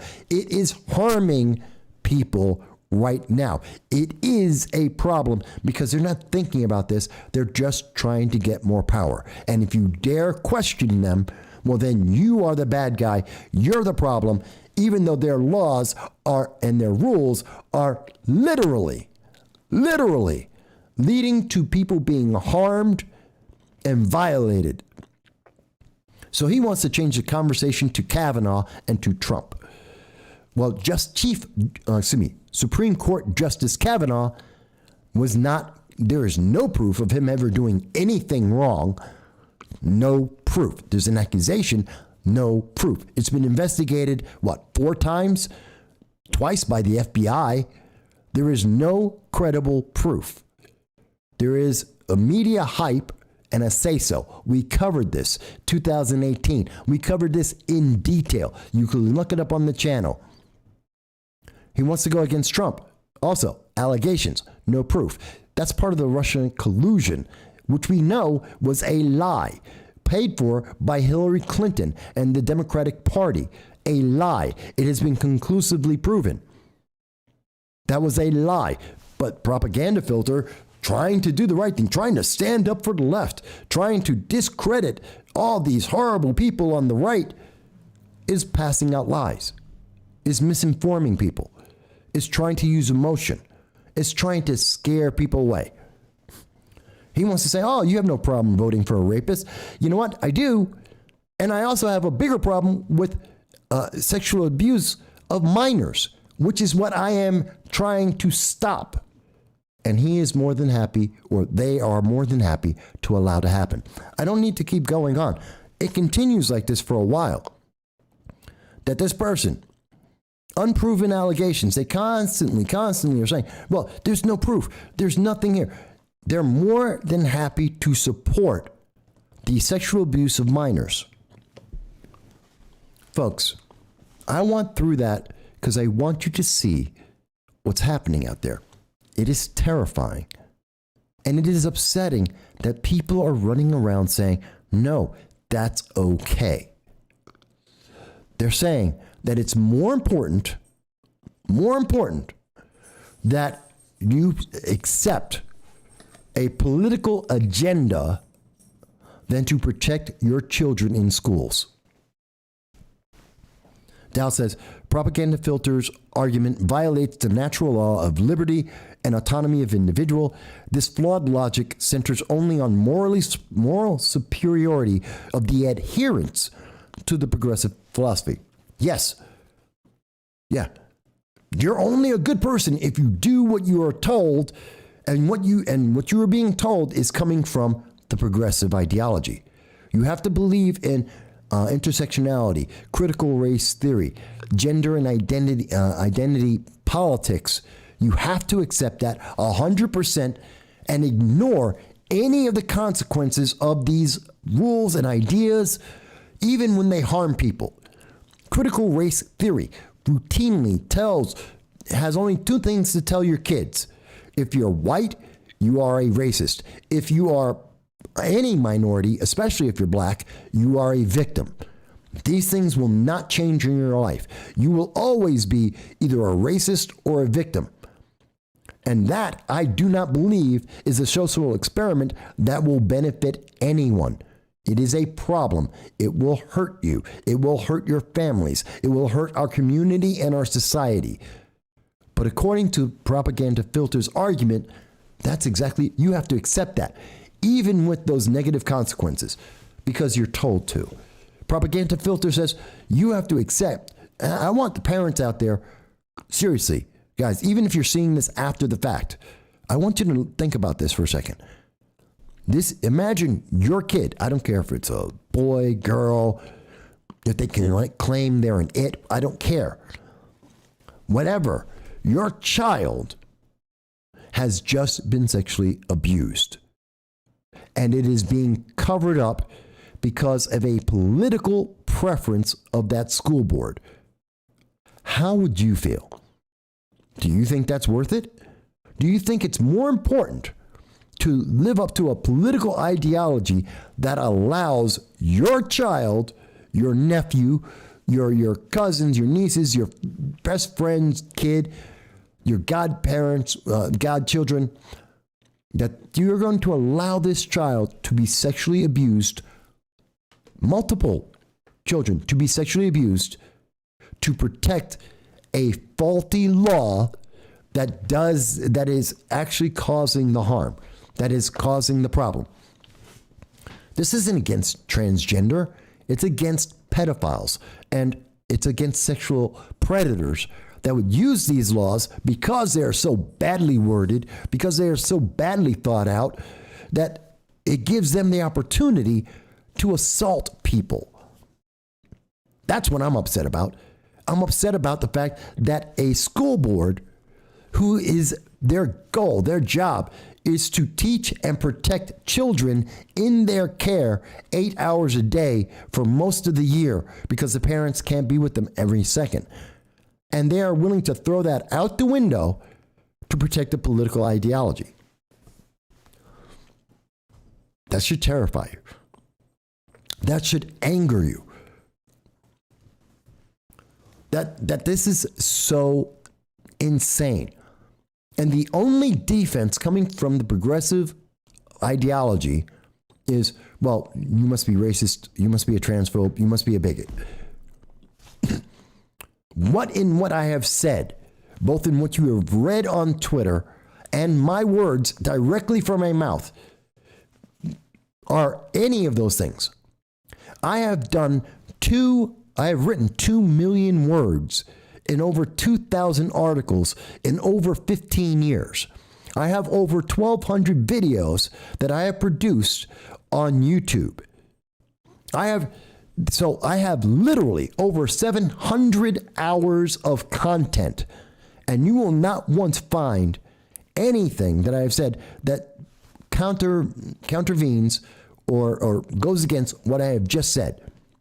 Trust me, people have looked. BLM, Antifa, when I've run for Congress, when I've run for county legislator, we have seen people, they have gone through and searched. We've had the library, the Congress, lawyers for Congress have searched through every single video and every single word I have ever written, And not once has anyone come up with that. But they want to label you. They want you to be afraid. See, I'm not afraid. There's nothing to be afraid of. I'm a Republican, I'm a conservative, and I'm proud of it.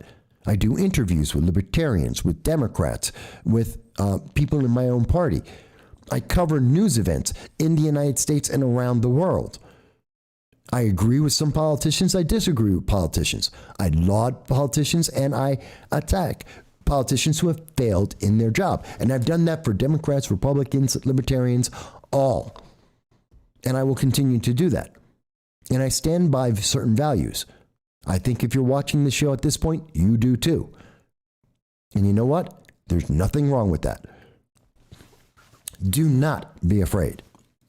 And we should denounce the Loudoun County School Board, and we should, just like Joe Rogan needs to sue CNN again for their misinformation, their disinformation, for their defamation of his character, just like Nick Sandman had to do, the child who was accused of being a racist, for standing as people assaulted him verbally, and all of the news agencies had to settle out of court for millions of dollars because they were wrong. And in this case, Loudoun County is wrong. And Louder, Crowder, myself, or any other channel should not be punished for that. Not for one standing up and saying, this is wrong. We do not agree with this sexual assault. Your policy is wrong. It enabled people to be sexually assaulted. You need to think of the consequences of your laws, rewrite it, correct it. This is a problem. And I don't care if I have one viewer or if I have 50 million, I will stand by that every day. And so should you. And so should you. Not necessarily my words, but your point of view. You should stand by it. Because when you back down to people like Propaganda Filter, who has a political agenda, and they're willing to say anything to promote that political agenda, you know what? You're giving them power. And these people want to abuse that power. They are obviously doing so. They're willing to sacrifice children for their agenda. If they're willing to sacrifice children, what do you think they're going to do to you? Seriously, folks, I'm asking this question. I want to hear your comments. And you can call in to 607-242-1582. And if you think I'm wrong, if you think I've misunderstood, if you think I've misrepresented the very words that I have shown you and the link I will provide at the end of the show, hey, call on in. I'm here to hear your comments. Or you can contact me on YouTube, Facebook, and Twitter. That is, as long as those online sources allow us to be there.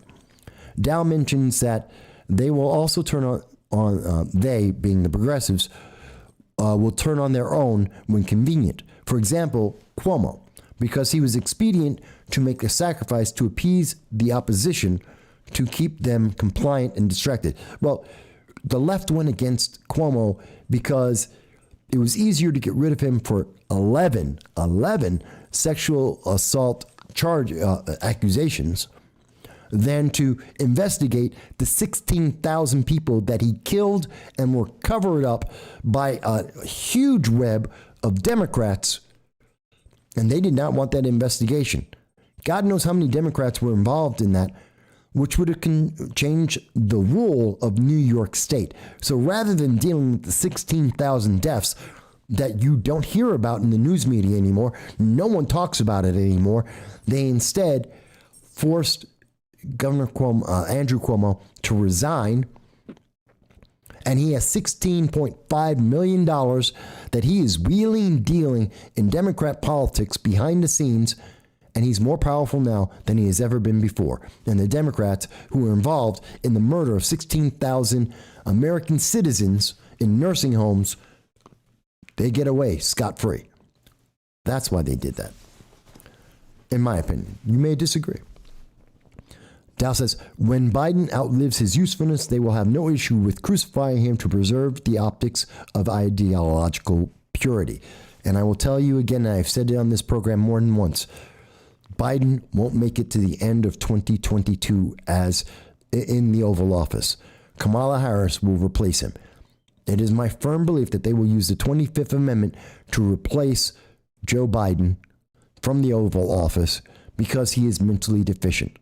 And they're going to keep him there until literally the week after the election, once they have the final election numbers from the midterms of 2022, they will switch, kick out Biden, and in comes Kamala. I've been saying that for more than a year. Well, no, excuse me, about a year now, and I stand by that statement. Mike Bowie mentions progressives strive to replace God and morality with government. Yes, they want to replace it. They have it's a religion of its own. The progressive agenda is a religious belief. When you can't question them, when you have to just follow and take on faith everything that you are being told, and you have to do the tenets, you have to follow the prescription coming from the progressives to you, as if they are a priest speaking to a flock, as if this is the 10 Commandments being handed down to you. You have to follow it as if it were a commandment, a religious tenet, that you have to follow this, and you cannot question it. And if you question it, you're a non-believer, and you are a heathen, and you are kicked out.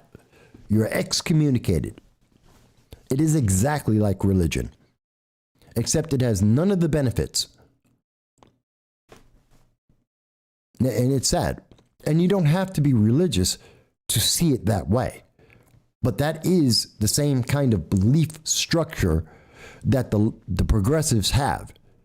It is a belief structure based on faith that they're going to do better than everyone else and that they have the best ideas, even though the facts themselves, case after case, as I keep showing it to you, shows us they are wrong. Everything in the economics, the actions, everything they have done is wrong. And I'm showing you the evidence from the left. I'm showing you the CNN articles. I'm showing you the articles that are coming from ABC, that are coming from MSNBC, NBC. I'm showing you their articles. I'm not hiding anything. I'm showing you the proof. And if you think I'm missing something here, I want you to see this. This is Lester Holt, NBC News exclusive. On October 14th, here's the exclusive news. South Lake teachers told to balance Holocaust books with opposing view.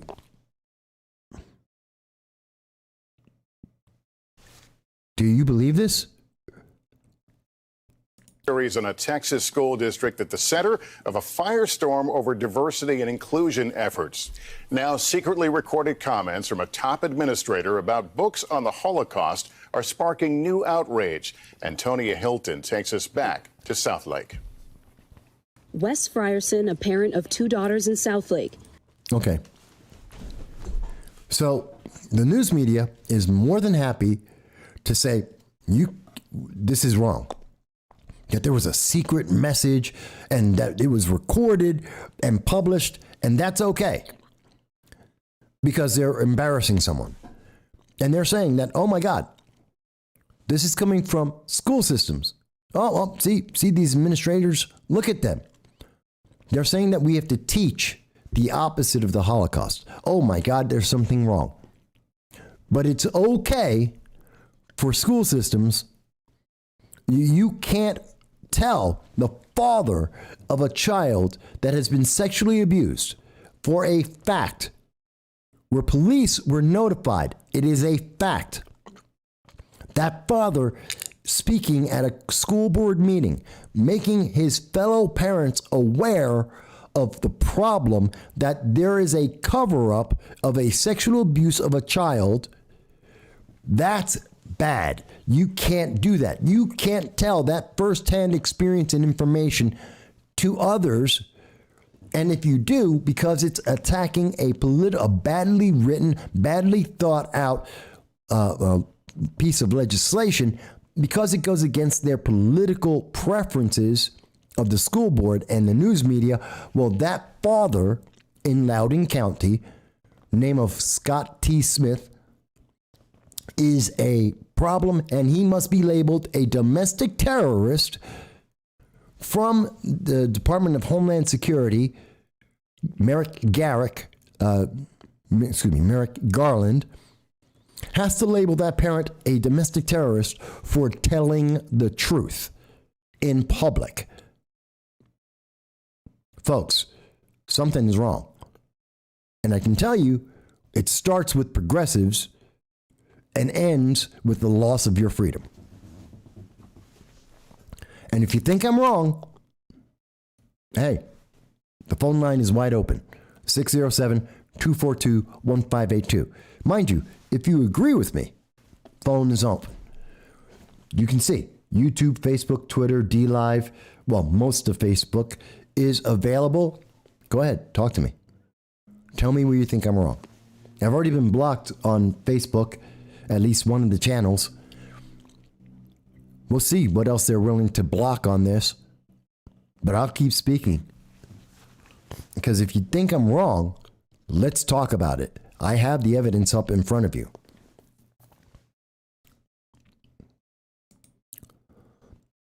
There's some other news I wanted to.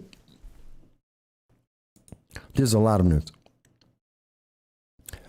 And, you know, and Dow mentioned that in the meantime, the news media wants to ignore stagflation, cultural upheaval, political breakdown, state-sanctioned murder with the nursing home deaths, and sterilization. There's a lot of things they want you to ignore. You know what? Here's a story that they want you to ignore. Do you remember Kamala Harris, who decided, hey, I want to go out and I'm going to make a fake video. She's promoting NASA, she's promoting science, and it's a fake video. This is an infomercial. Kamala Harris made an infomercial.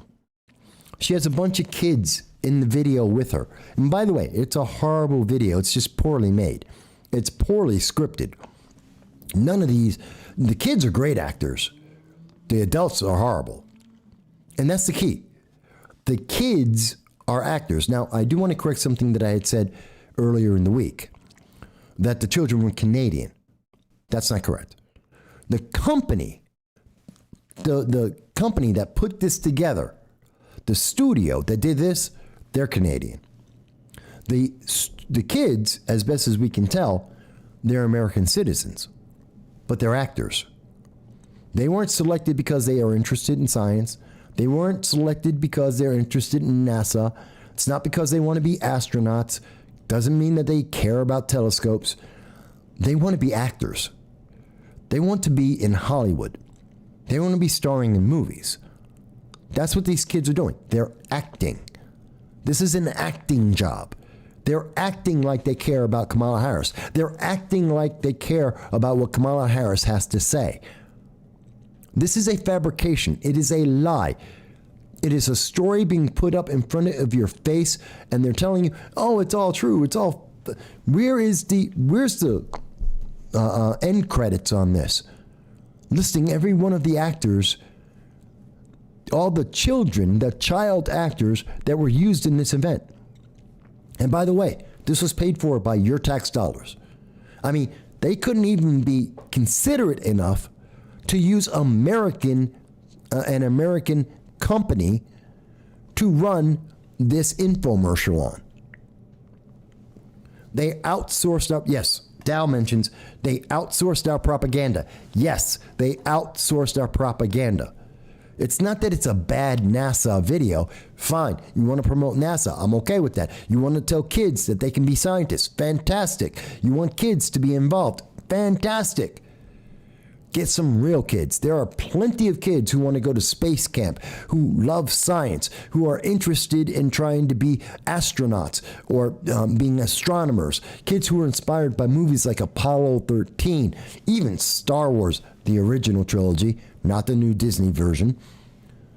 There are kids who are motivated and in love with these things. They read books like from Isaac Asimov. They've seen movies like the original Blade Runner. They want to be scientists. They are inspired. Kids who watch the original Star Trek, who decided they want to make tricorders, which is one of the reasons why we have things like MRIs today. That's the inspiration. And I'm all for inspiring kids to do that. But Kamala Harris isn't doing that. She's doing an infomercial so that in 2022, when she replaces Joe Biden, you're going to think, oh, she's such a great person. She's so good with the kids. She spent time getting to meet kids. No, she didn't. She went to a bakery instead of dealing with the southern border. That is a fact that happened this week. Instead of going and dealing with our southern border that she was assigned to do, she went to a bakery in New Jersey with her buddy, Senator Cory Booker. And then she turned around and filmed an infomercial to make her look good with a bunch of actors and didn't have the decency to spend your American tax dollars in America. She spent it in Canada and didn't have the honesty, the integrity to tell you, I just made an infomercial. These kids are actors. Not one of them care about science as far as we know. And all the American kids all over America doing science fairs all over America, not one of them, not one, was given an opportunity to speak to NASA. Can you imagine a kid who, they're competing, they believe in the science fair, they want to be involved? Do you think those kids would have been like, no, I don't want to talk to people at NASA? Oops, sorry. That they would say, oh, I don't want to talk to astronauts in NASA. Are you kidding me? Of course they would. But but Kamala, no. She doesn't care about that because they don't care about you. They don't care about you. And she's laughing about it. I don't know, folks. By the way, if you've made it this far into the show, 2 hours, 16 minutes, I thank you for being here with us. It's really important. I don't know how many people because Facebook is blocking part of this. I don't know if Twitter has it. I know it's on DLive YouTube. They don't show me accurate numbers until after I'm done with the show. If you're here, I appreciate you. I thank you for that. And I want you to know, please subscribe. It's very important. It helps to get this word out. It helps to prevent them from shadow banning us and to prevents them from stopping you from getting your voice out and sharing it with us, whether it's in text or tweets or calling in to 607-242-1582. And I know that we have people who are watching the show from England, from Germany, from France, from Peru, from Canada, about, I believe the number is about 100 countries around the world. So we thank you and we appreciate each and every one of you. Let me deal with something else. I want to show you another thing, folks. By the way, there's 50 people in Owego at this moment. There's a protest going on as we speak. Oh, no. I'm sorry. Wrong event. Wrong event. Someone sent me a message and I'm not sure. There may be a protest going on in Owego in Tioga County in New York at this moment. I cannot guarantee that. I was just sent a message. But I want to share something with you guys. Well, two things. One, there's a problem with trucking. Your Christmas supplies, they're not going to be there. Okay, Dow mentions, he confirms it. They're in Owego right now. They wanted me to cover the event. I'm here with you. So I can't be in two places at once. And my company has one employee. That's it. I can't be everywhere. Sorry, folks. As for, I want to get into trucking and the problem with whether or not you're going to be able to get supplies for Christmas. It's part of the conversation we had with you back in February 17th to be exact, when we told you that the economy would crash in the second half of 2021. And we want you to know about that. And I'm going to go over that in just a moment. But there's something else I want to talk to you about, which I think is vitally important. And I'm going to go over that in 1 second. But Dal is mentioning that, yes, one, he mentioned that October Sky was a great movie to inspire kids about space. I love that movie. I have seen October Sky. It is funny. And yes, I do think people should see it. Very tongue-in-cheek, low-budget, funny movie. Oh, man. That's such a... What's that guy's name? Leroy Washington? Really funny. You'll love it. I think you'll love it. It's irreverent humor. And everything's tongue-in-cheek about it. Really cool. Low-budget film. Very good one. Sci-fi. But he mentions that there is a protest that is ongoing right now about the vaccine mandates. It's in Owego, and there are 50 people who are available there, which is great. And I wish I could be there, but I can't be in two places at once. But something that goes along with that is I want you to understand that it's not just Kamala Harris who is lying to your face, that is using you, that they are making a mockery of your feelings and your situation. On October 13th, Jason Gunnar, who is the Broome County executive, okay, he put out this message. Today is National Emergency Nurses Day. Thank you to all the heroes working tirelessly in our hospitals. He says this at the same time that there are vaccine mandates going on. Some 30,000 doctors, nurses, and healthcare workers were just fired by appointed Governor Kathy Hochul. And he said nothing. This is the same man, County Executive Jason Garnar, who I personally know. I personally know him. I speak with him. He has my phone number. We've done interviews with him on this program. County Executive Jason Garnar was the same person who said back in April of 2020, he had Operation Crush COVID, where he unofficially used the full power of the county, being Broome County executive, to have a press conference to tell people that they should be on solitary confinement every other day because pandemic, because it's good for you. This same man has not shown up at a single vaccine mandate protest, not once. He has not followed it. He has not commented on it. As far as I know, he knows nothing about it. He has not spoken to any of the leadership about it that are involved in making these mandates, these vaccine mandate protests.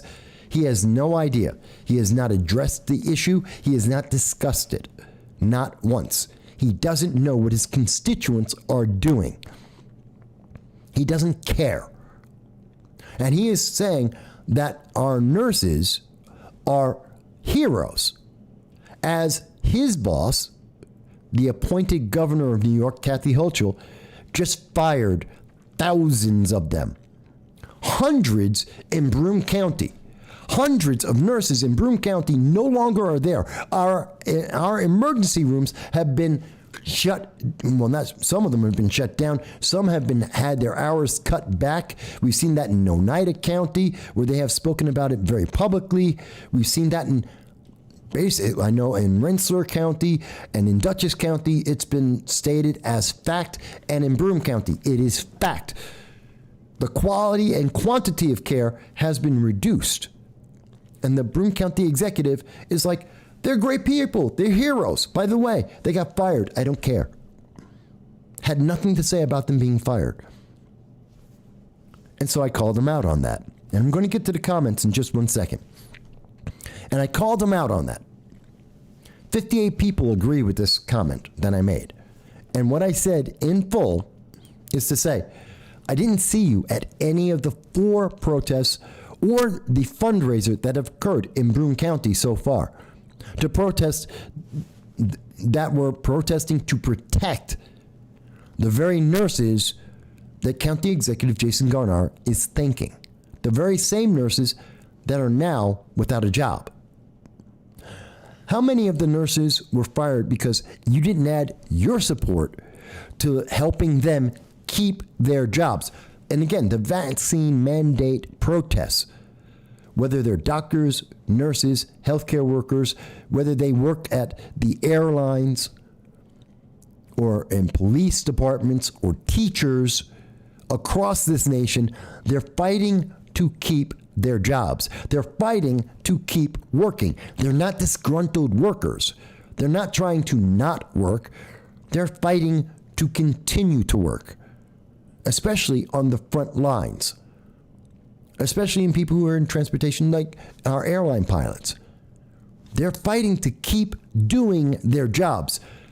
And County Executive Jason Garnar didn't spend 30 seconds to find out what any of them think. I know he's watched some of my coverage. I know he watches the show from time to time. And I know he sees my quotes. He has my phone number. He has my personal email. He knows how to reach me. Will not even privately. Although if he said something privately, I wouldn't disclose that on this program. But publicly, he has had nothing to say and has publicly done nothing. Not even when protesters were attacked in Binghamton on video and a police charges have been placed, he had nothing to say. I will go on to ask him, how many of them have you spoken to understand their concerns?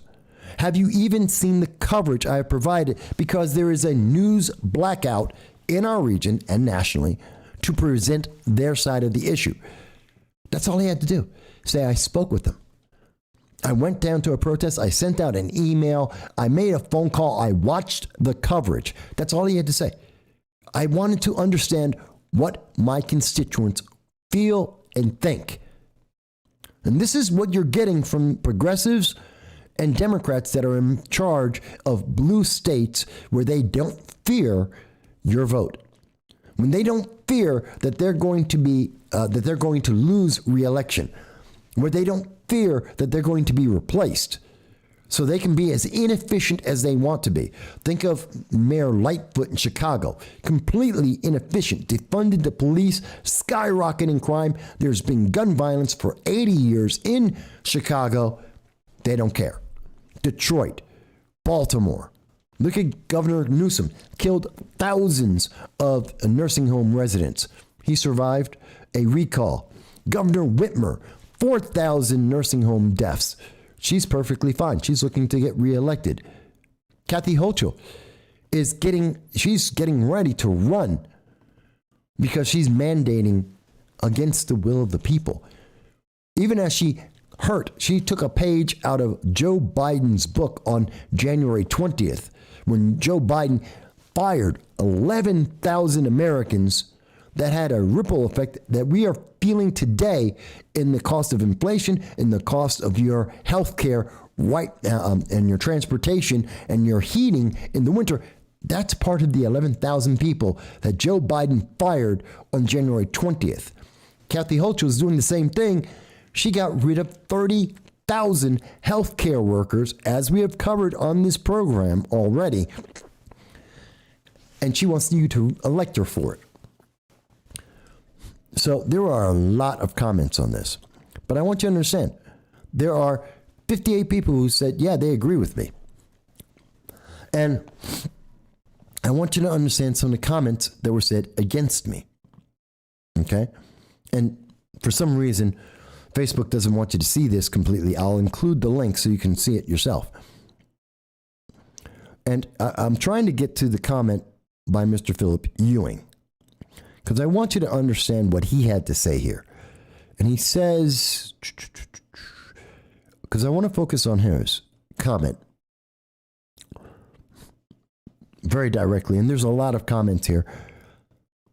And I want you to see some of the things that are being said to you. Where is it? Facebook is hiding it from me.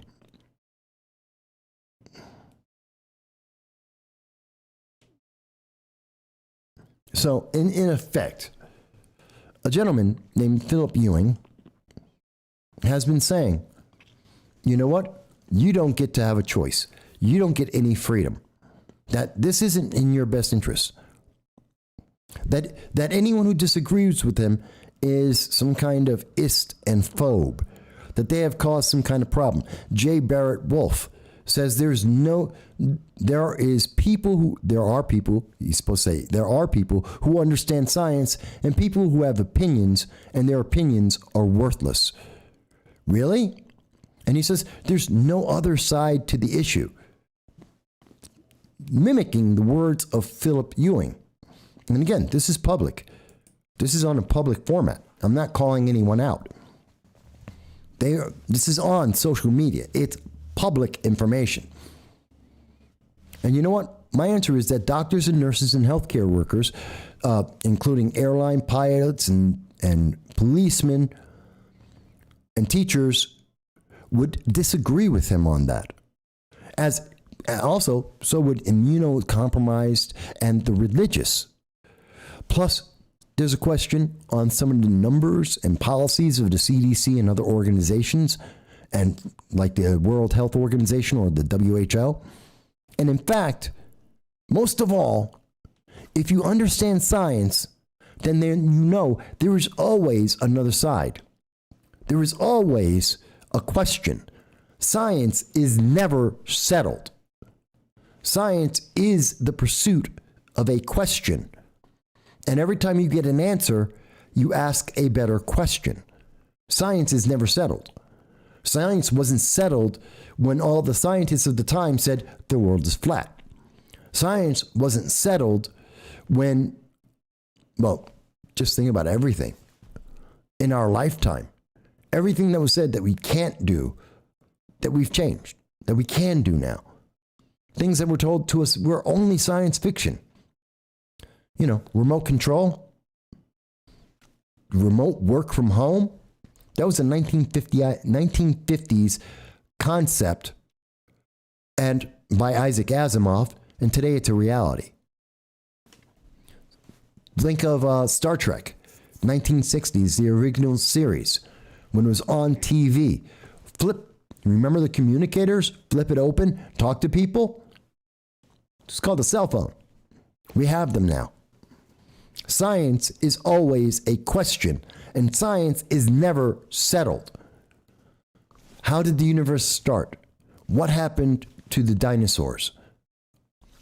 What is a microbe? Electricity. There's so many things. It's never settled. It is always a question.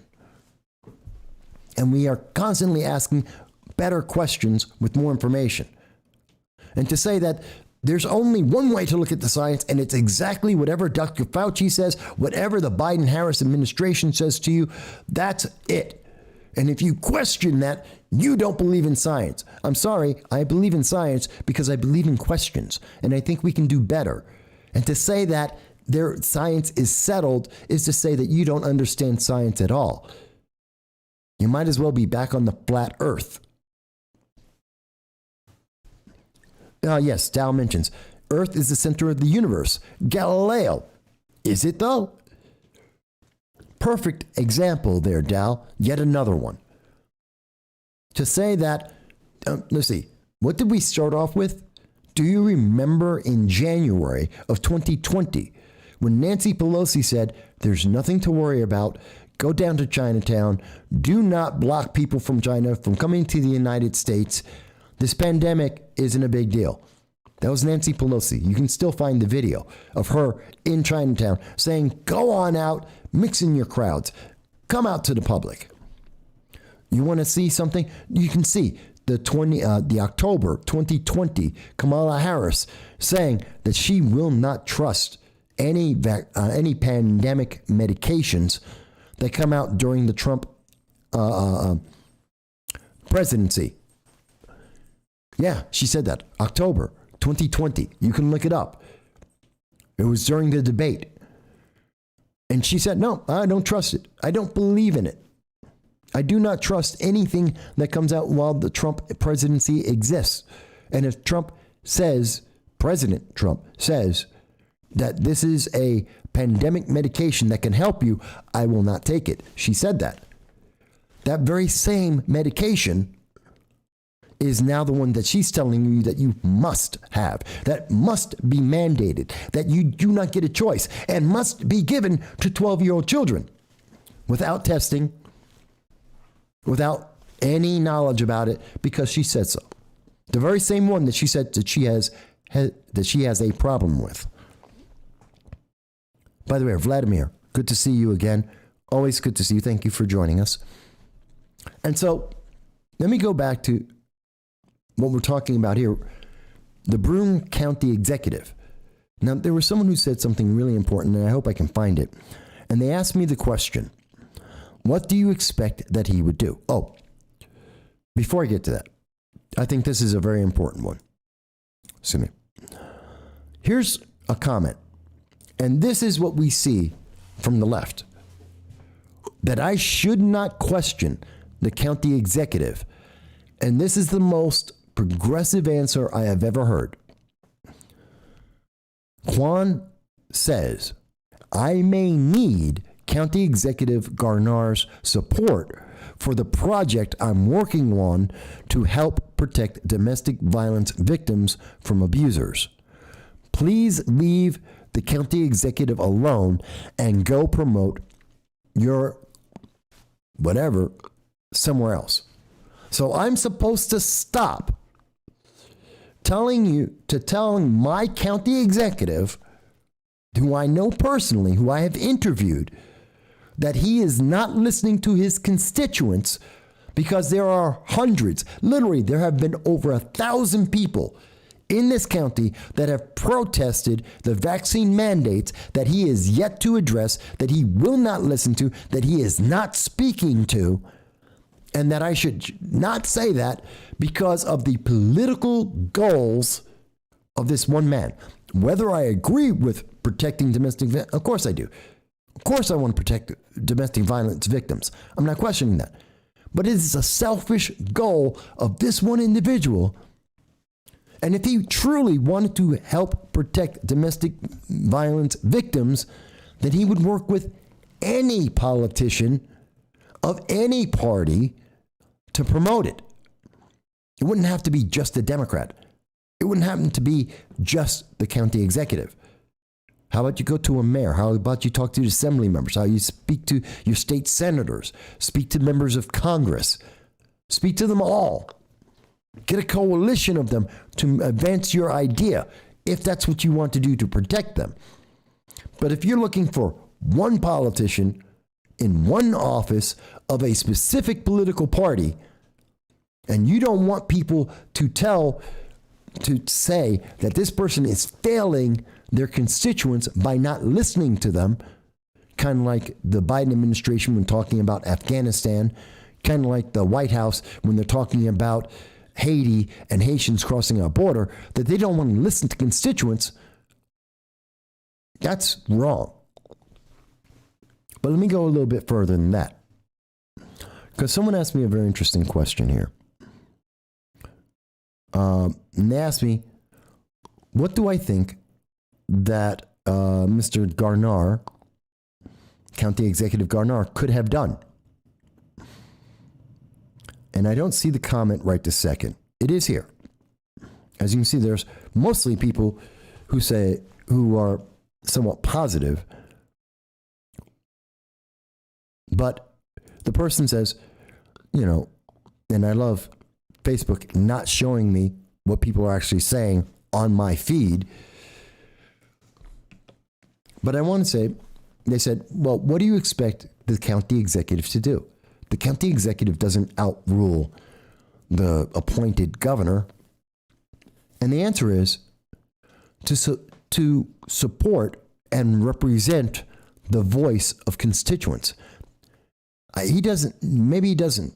County Executive Garnar could, like Rensselaer County and other counties throughout the state. He could not support what appointed Governor Kathy Hochul has said, and could back the courts that are challenging her rule.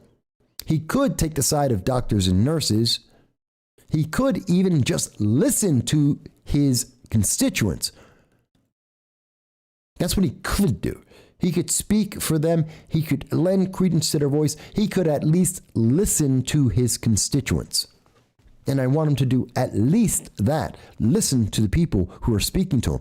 Over 1,000 people that have come out and have put their voices on the line, that have had their jobs taken away from them, that are being unfairly denied the ability to get unemployment because they were fired against their will. People who are trying to do their jobs, and the county executive is failing them. Let me ask you, is that happening in your county? Is that happening where you live? I'm talking to people across the United States. I'm talking to people around the world. Are your government officials not listening to you? Are they not paying attention to your voice? Are you getting a news media blackout and having people being told, you're just a fringe, you don't exist, and you're disgruntled? I'm sorry, you can't be all three at once. Dow mentions there is no such thing as consensus science. If it's consensus, it isn't science. If it's science, it isn't consensus, period. Michael Crichton. You know what? People like to think that, well, no, you're not smart. You're not a scientist. How can you know that? I don't need to be a scientist, but I can read. I can talk to people. I've talked to doctors and nurses and healthcare professionals, and I've interviewed them publicly and privately. And I've asked them, why are they protesting this? Why do they not want to get the vaccination? And you know what? Shouldn't your county executive know that? Whether he agrees or not, that's an entirely different thing. But he should know that. He should at least be aware that there is an argument out there from healthcare professionals, from doctors and nurses, that's based in science, that is based in religion, that is based in the Hippocratic Oath. Not necessarily all three. Sometimes one of the three. Shouldn't he know that?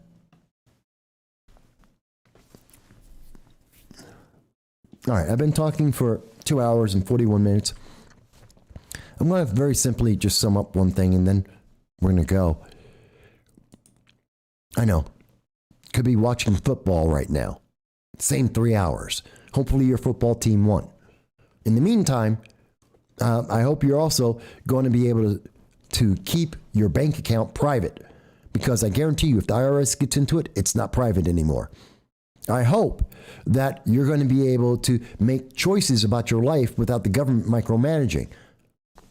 Doesn't seem to be going in that direction. I hope you'll be able to spend the holidays with your family.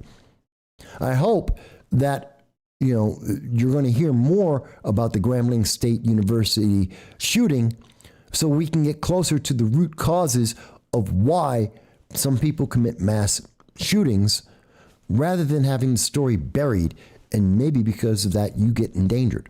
I hope that your children are going to be protected when they go to school, because we have school systems like the Loudoun County school system that is more than willing to sell out, to use your kids as a tool to promote their political agenda. Oh, the Giants lost 38-11. God, the Giants are doing horrible this year. And no, I don't really watch football anymore. And yes, Jason, some people are carving pumpkins. I understand. And I know some people just listen to the show either during or afterwards to go to sleep, or just as they're driving around. And that's great.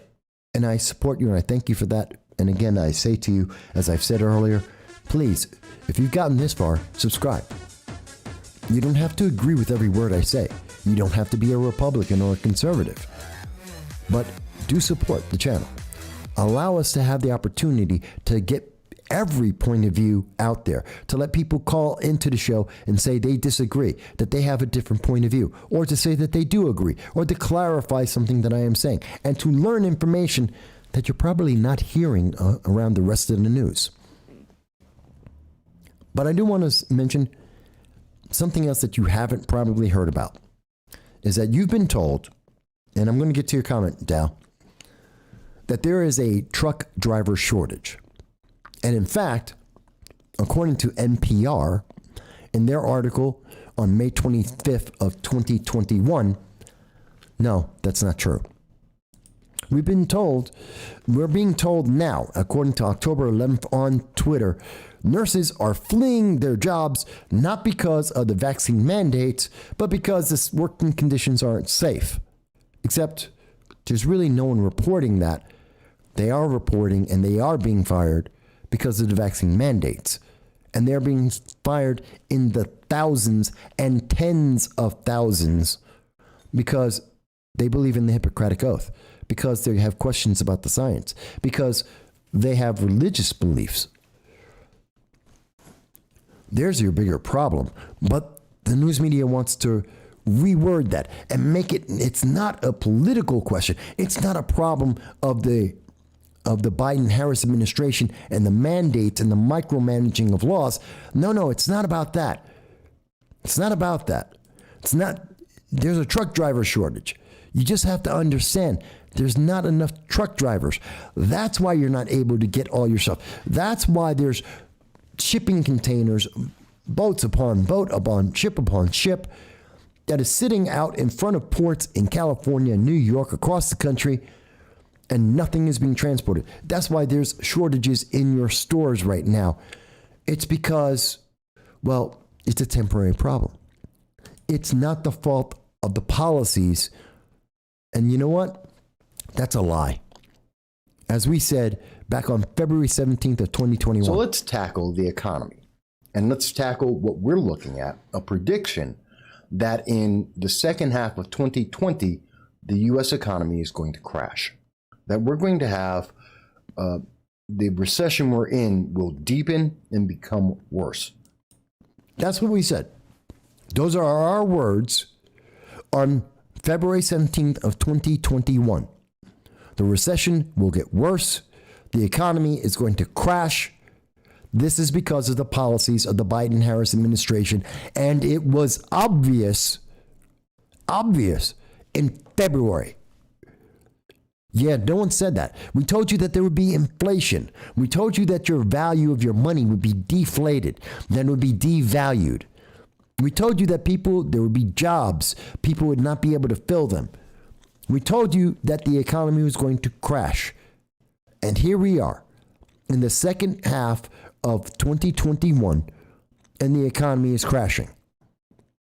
And I can tell you for a fact, while I am good, and I am very good when it comes to economics, I used to be a stockbroker. I was very good. And I left because I wanted to, not because I got sued. I've actually never been sued as a stockbroker.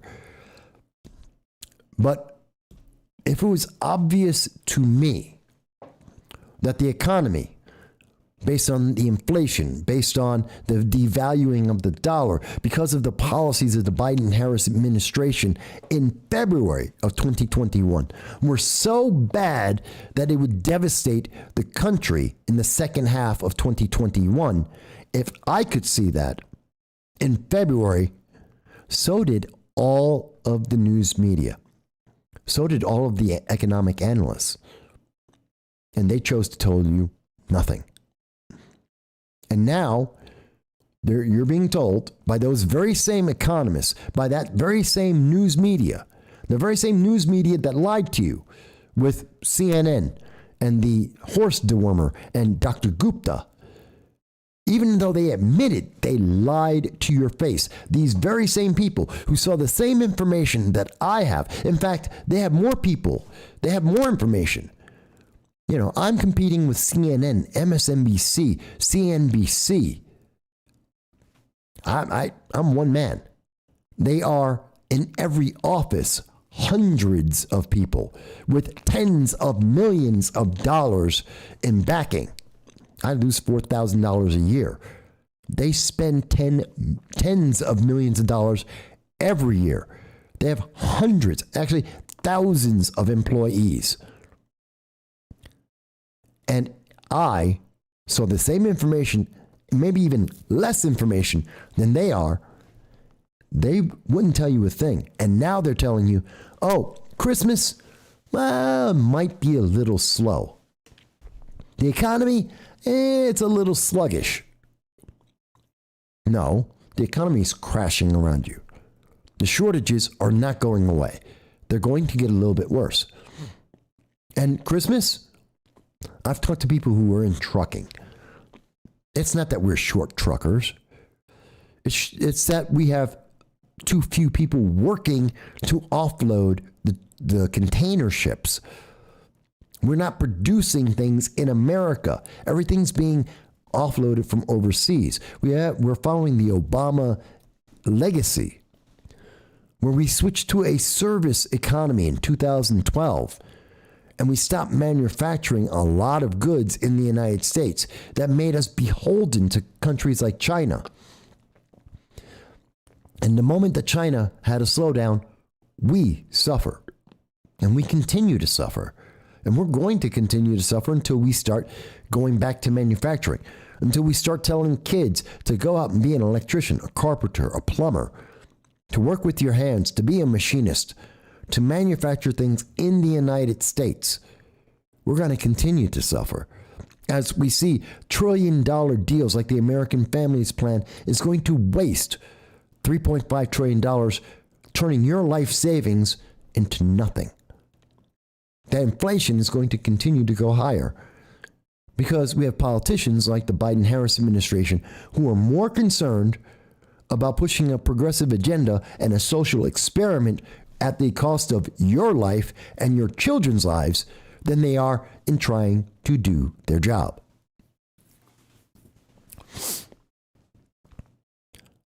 And Dow mentions crypto may be an answer to this, that this is getting worse and worse.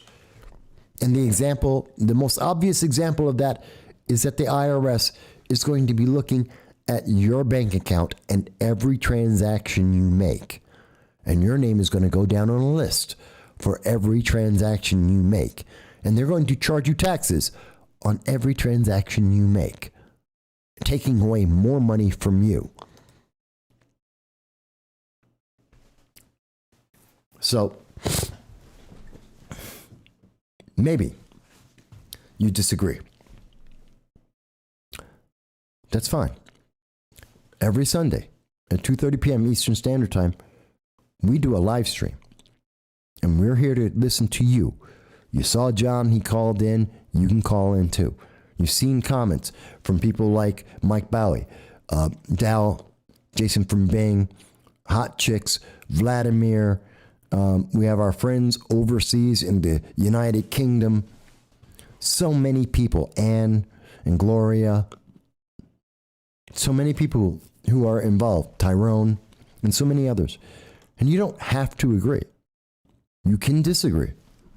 But we're here to listen to you as you express your First Amendment right.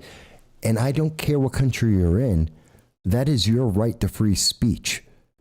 It is an inalienable right everywhere in the world. And while your government may not agree, while the internet overlords may not agree, this channel agrees and believes in your voice, and we want to hear it on all the big issues and little issues to find out what you think. And we'll do that until they get rid of us, because we believe in you. We believe the world is made better when we have more conversations, not when we have less. When we speak to people about their ideas, not when we label them an ist or a phobe. When we honestly evaluate what our politicians are doing, the laws they are passing, the consequences of their actions, regardless of which political party they're in, and holding them accountable for that. We believe in that. And every week, that's what we're going to do. And during the week, we try to get out 3 episodes a week so that you have something to watch. And folks, we're not going to stop. They may get rid of us from Facebook or YouTube or someone else on the social media, and we'll get on somewhere else. We've been doing this 15 years. We're not going to stop. And we appreciate that you are here with us. Even when you're not live, you watch the shows, you comment. We love your comments, whether you agree with us or not, and we thank you for that. That's why we do it. Not for riches, not for fame. God knows I'd be a Democrat if I wanted that. But just because it's the right thing to do. So, folks, with that said, I'm going to go and check out maybe one or two games, have a beer and talk to some friends. You can join me. I'm at the Belmar here in Binghamton, Belmar Pub in Binghamton, New York. I'm more than happy to come on down, say hello, and have a beer. And thank you, Mike. We do try to have as good a show as possible. And once again, I want to thank you for being the audience, for commenting, making your statements, for the comments that happen after the show, for just being Americans and good people around the world. I thank you. I'll talk to you next week.